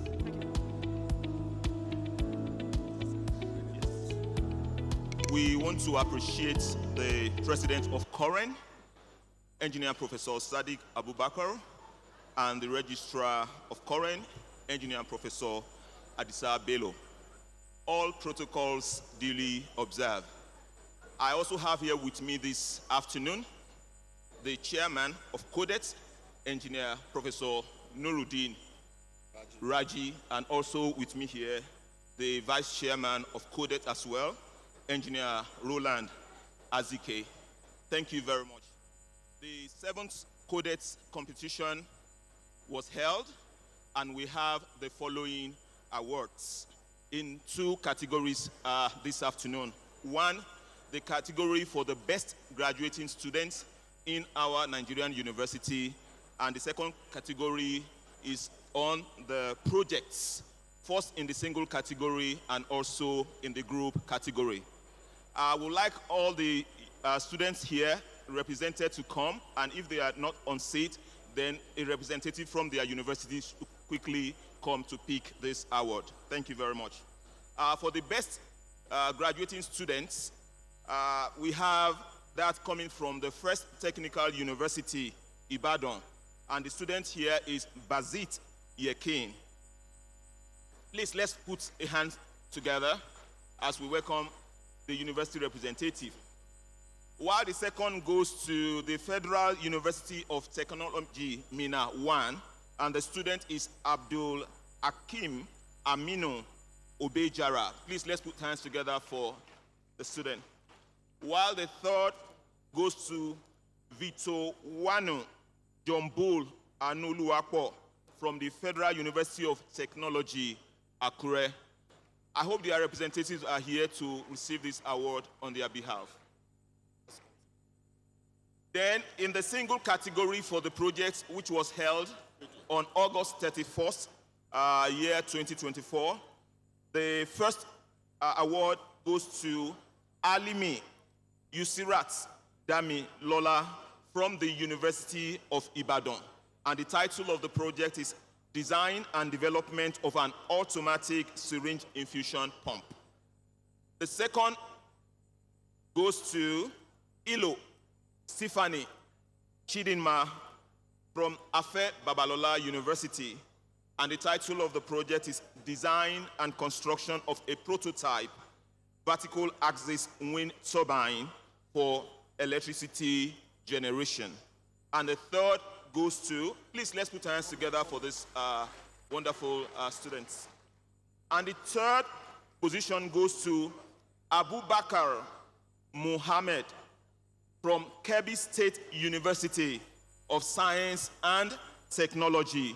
And the title of the project is Smart Digital Podium. Yes, their dean also can collect that on their behalf. And on the final presentation here, we have the students in the group category. And the first goes to Covenant University. And the names of the students are Emmanuel Oluwatobi and Ivine Yelebe Pleasant Emi Nizebe. And the title of the project is Development of Roofing Planks Truss using Waste Plastics and Rice Husk.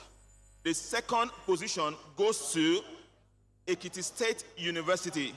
And the title of the project is Design and Implementation of a Smart Walking Stick for the Visually Impaired. And the students are Messi Okpeyemi Owoyomi and Oluwapelumi Oluwatosin Ajayi, while the third position goes to the University of Ilorin. And we have this student Hamzat Eba Onyudamola, Enebi Oluwadamilola Ebosiata, Yahaya Walima Jumai, and Adewusi Biliamin Babatunde. And the title of the project is An Innovative Mobility Aid with Collision Prevention Mechanism for Individuals Living with Lower Limbs. Thank you very much for listening. We appreciate your audience, and God bless.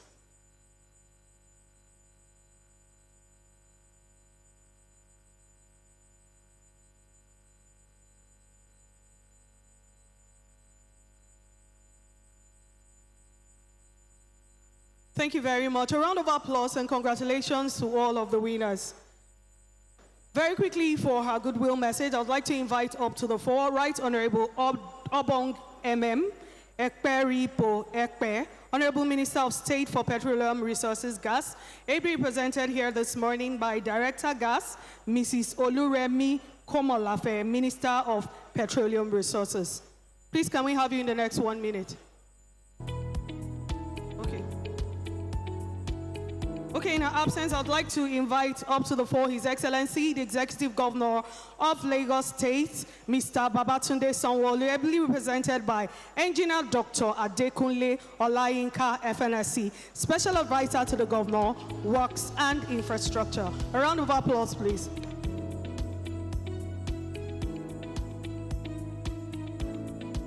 Good afternoon.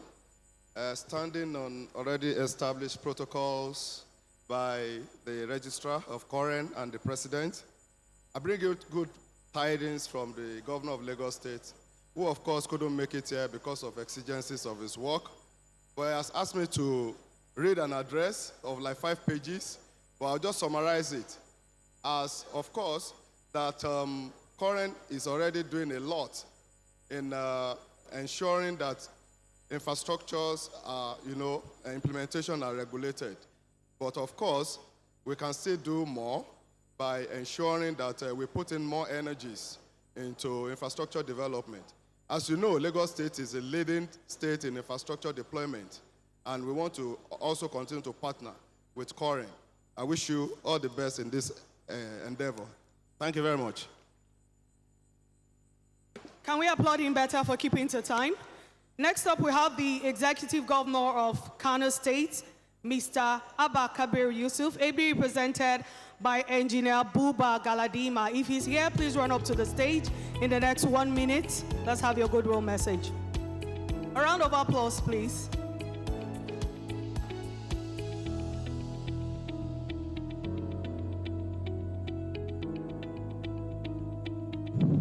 أعوذ بالله من الشيطان الرجيم بسم الله الرحمن الرحيم.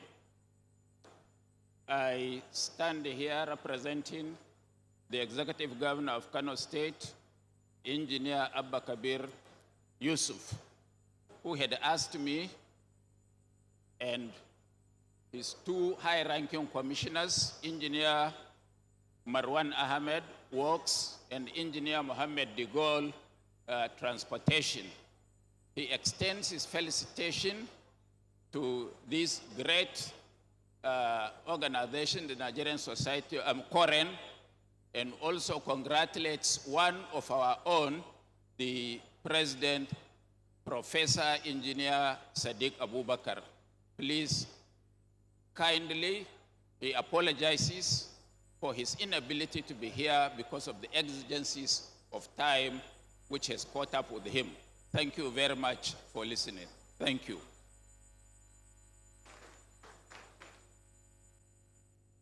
Thank you very much. Ladies and gentlemen, now may I have your attention?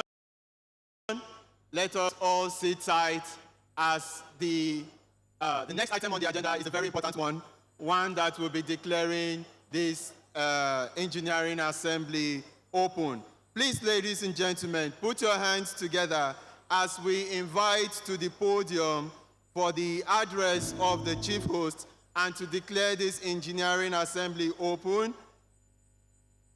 The chief host, Senator Nweze David Umahi, the Honorable Minister, Federal Ministry of Works, ably represented here by the Director of Human Resources, Aliyu Abdullahi, representing the Honorable Minister of Works. Please, let's put our hands together for him. Put our hands together for him. Keep jamming those hands until he gets to the podium to give his address and declare our assembly open.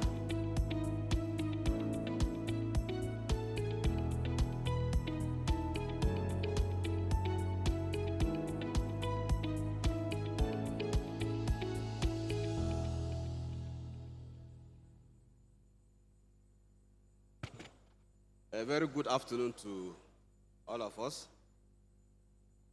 As I stand on the existing protocol already established, I want to particularly appreciate our special guest of honor, His Excellency President Bola Ahmed Tinubu, GCFR. Let me also acknowledge in our midst all dignitaries, including leadership and members of National Assembly, executive governors, members of the Federal and State Executive Councils, captains of industries, chief executives of professional regulatory bodies, among others. I'm aware that attendance to this annual engineering assembly is mandatory to all registered engineering practitioners to satisfy the requirement for renewal of practicing licenses in order to maximize quackery responsible for the incessant engineering infrastructural failures. The theme of this year's assembly, which is regulating engineering profession for shared prosperity in Nigeria, is apt and a response to gaps identified in the regulatory framework to ensure effective compliance and enforcement of the engineering benchmarks and standards, as well as promote professional ethics in the education, training and practice of engineering across various critical sectors of the economy. I want to formally recognize and appreciate COREN, the contributions they have made to the Federal Ministry of Extension, a Ministry of Works, and by extension, the Federal Government of Nigeria. This include, but not limited to, 1, COREN led the revision of the general specifications of roads and bridges in Nigeria, which for the first time captures the aspect of rights of rigid/concrete pavement in a comprehensive detail to guide both consultants and contractors in its implementation in this country. This is highly commendable. Secondly, COREN facilitated the selection of qualified, registered, and experienced professionals to supervise the implementation of key engineering infrastructure projects across the country. The body also approached the Honorable Minister of Works for the inauguration of the National Technical Committee and National Expatriate Monitoring Committee to drive the ERME at national levels, similar to existing practice at regional and state levels.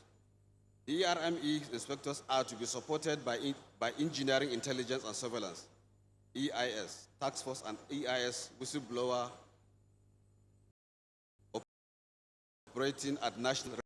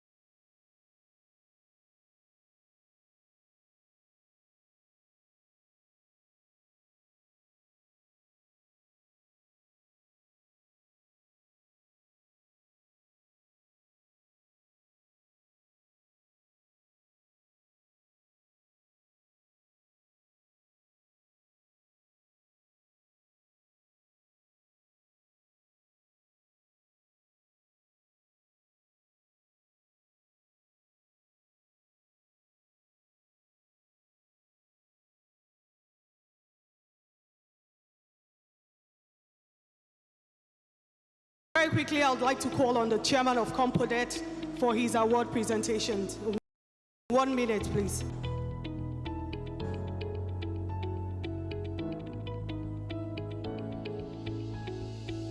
We indeed appreciate the President, COREN, the registrar, and we observe all other protocol.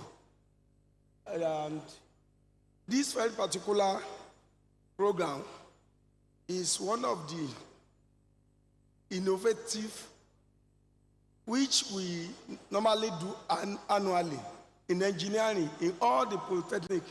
It's cut across all the geopolitical zones, in which all the geopolitical zones, the winner assemble here to have the presentation for the national diploma category and higher national diploma category. Then we have the academic staff category. There, for the national diploma category, we have Isaiah Basi from Dublin Polytechnic, who came first with a token sum of 100,000.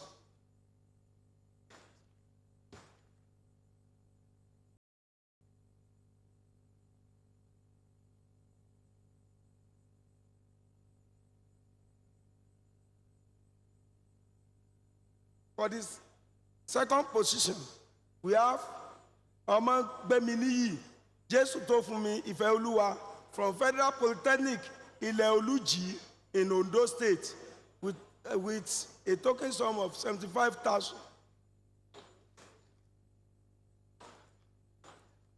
Next. Next is Thomas Danjuma from Nur Bamali Polytechnic, Zaria, with a token, came third in the competition with a token sum of What the title of the project? The title of the project is Construction of Arduino-based smart farm watering. Come to this side.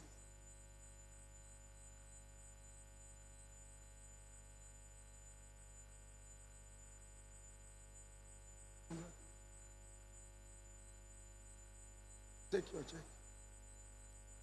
On the HND category, we have Akon Samuel Daniel from Durban Polytechnic, Buhari, Abuja, with title of project, design and implementation of a density-based car tracking control system with a token sum of 150,000.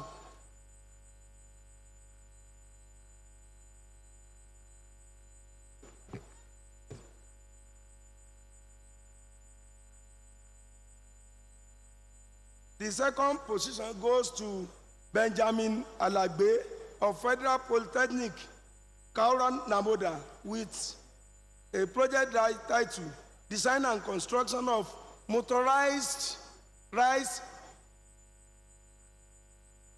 Destoning Machine, with a sum of 100,000.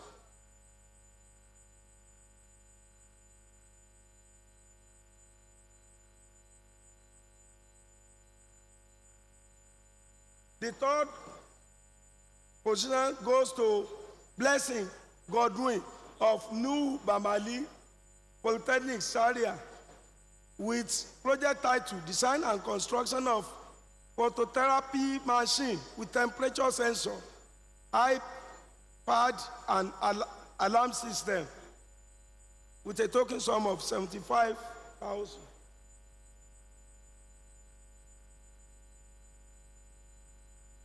We go to the academic staff innovative research presentation competition. So the first position goes to Engineer Dr. Benjamin Olusesan Adegoke from Federal Polytechnic, Ile-Oluji, Ondo State. The project title is Design and Construction of Multifighters Measuring Devices for Earth Monitoring System, with a token sum of 150,000.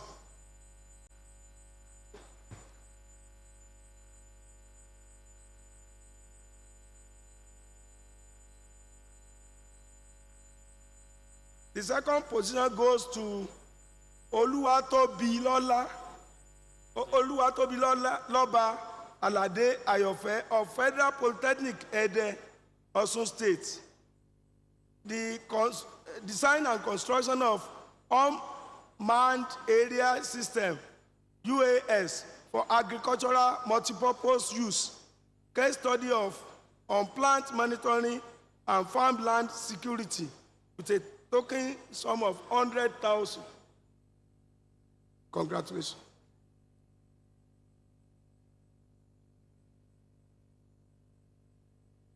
The third position goes to Engineer Isaac Olorunmaye from Federal Polytechnic, Ede, Osun State, with construction of a wireless parameter monitoring and control of a three-phase transformer with a token sum of 75,000.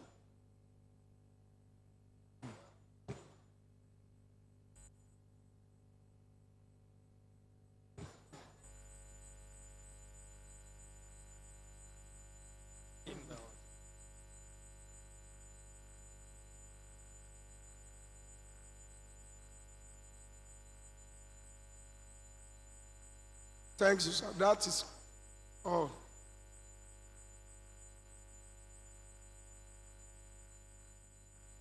Thank you very much, the Chairman of Compodet, and congratulations to all the winners. For his vote of thanks, Your Excellencies, very distinguished ladies and gentlemen,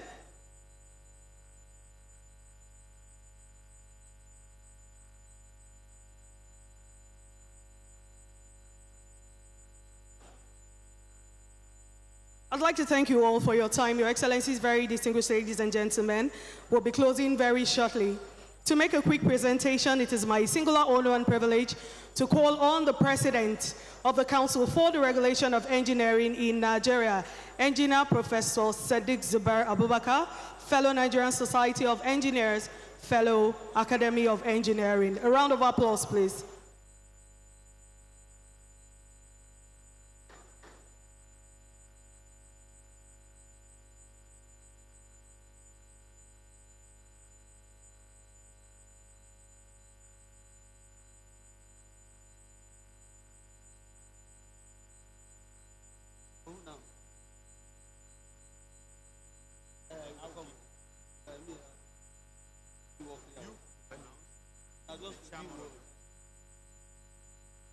May we now invite to come and receive this presentation the chairman of the opening ceremony, Engineer Eloka Eje, Managing Director, Dover Engineering Limited. Let's put our hands together for him as he comes forward.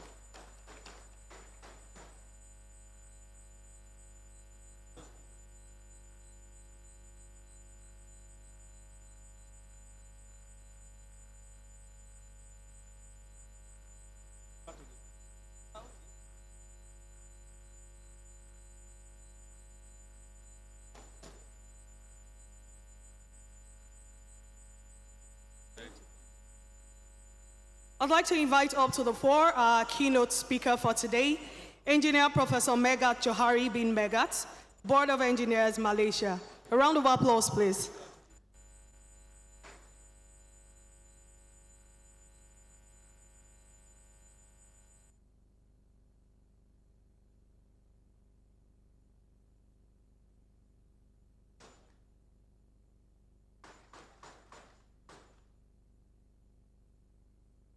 May I now invite Engineer Professor Samson Duna, FNSC, FNICE, Director General, NIBRI, to please come forward.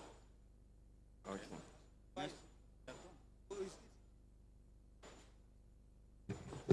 May I now invite up to the floor the MD, Coleman Wire and Cables, Nigeria Limited. A round of applause, please.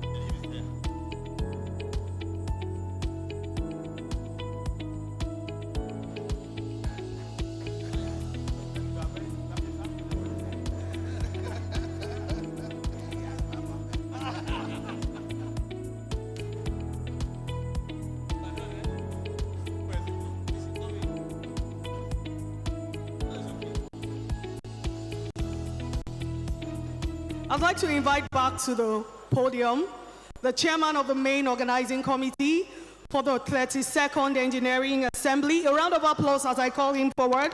Engineer Olu Ogunduile, fellow of the Nigerian Society of Engineers and Vice President of the Council for the Regulation of Engineering in Nigeria.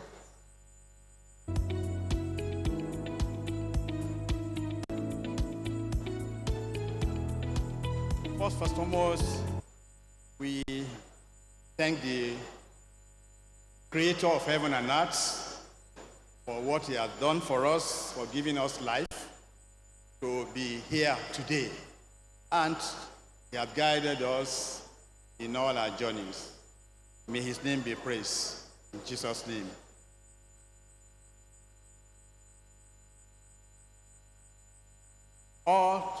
I stand on the existing protocol, but I have to actually recognize my president, the president of the Council for the Regulation of Engineering in Nigeria, Engineer S.Z. Abubakar, who gave us this opportunity to be able to host this event and coordinate it. The president of NSC, Engineer Mrs. Margaret Aina Oguntala, Your Excellencies, the Minister of Works, ably represented by the Director of Human Resources, the royal fathers present here. I recognize my father here, the royalty, you are recognized. Also, the chairman of the House Commission. I stand before you this afternoon, the gathering of the 2024 Engineering Assembly of the Council of the Revolution of Engineering in Nigeria. I find myself overwhelmed by a deep sense of gratitude and responsibility. The team Regulation of Engineering Profession for Shared Prosperity in Nigeria resonates profoundly not only with the engineers present today, but also with every Nigerian who dreams of a brighter future. As we draw this significant opening ceremony to a close, it is my honor to extend a heartfelt vote of thanks to all who have contributed to the success of this event. From the onset, I would like to express my sincere gratitude to our distinguished guests who honored us with their presence. Your insight and contributions have been invaluable. We are especially grateful to our keynote speaker, who with their wealth,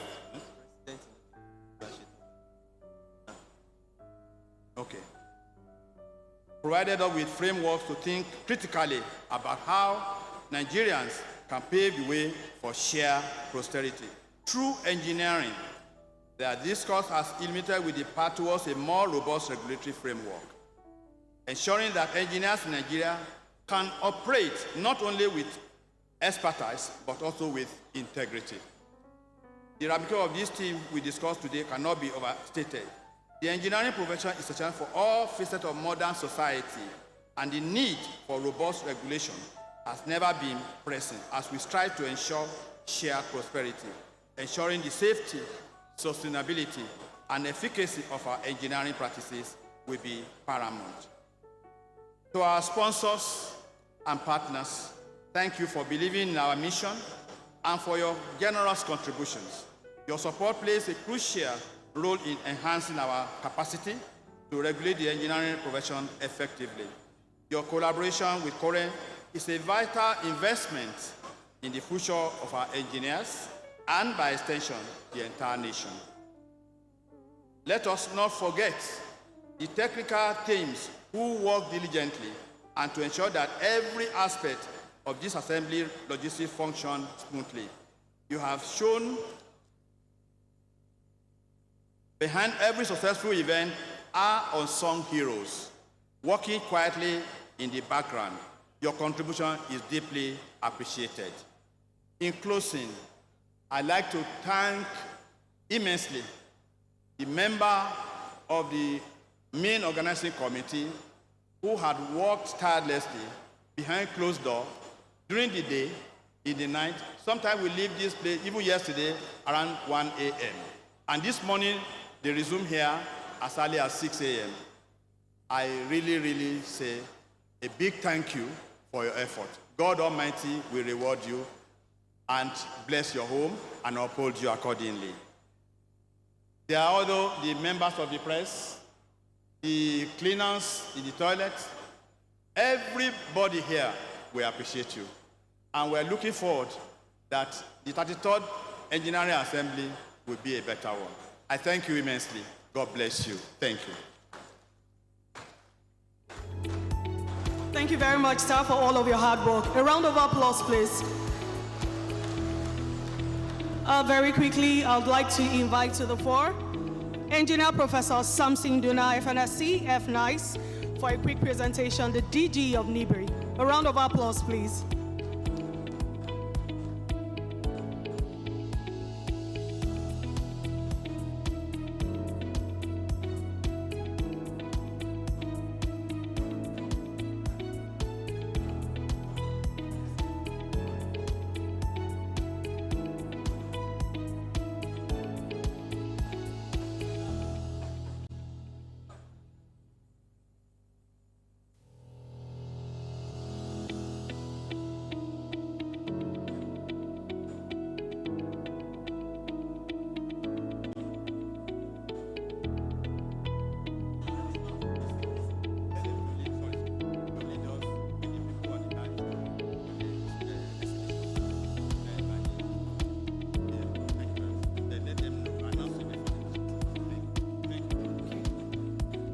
Thank you, Your Excellencies. Very distinguished ladies and gentlemen. We're coming to a close very shortly, but I'd like to make a quick announcement. Immediately after the national anthem and the closing prayer, our chief host and all the dignitaries at the fore will go and declare the exhibition open. Thereafter, we're going to come back immediately for the technical sessions. On that note, Your Excellencies, very distinguished ladies and gentlemen, may I humbly request that we all rise for the national anthem.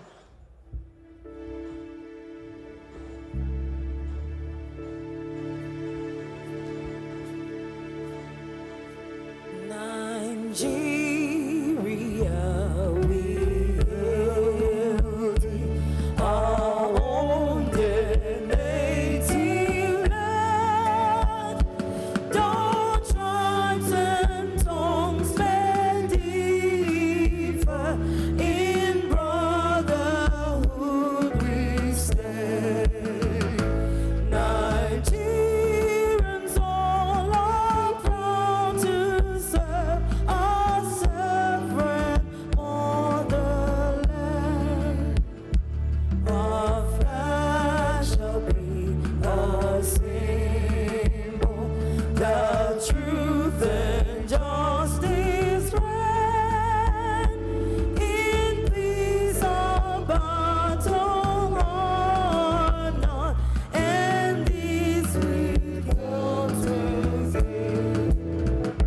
to end unto our children a banner without stain.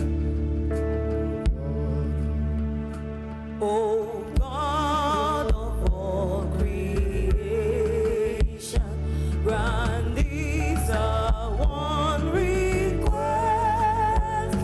Help us to build a nation where no man is oppressed, and so with peace and plenty, Nigeria may be blessed.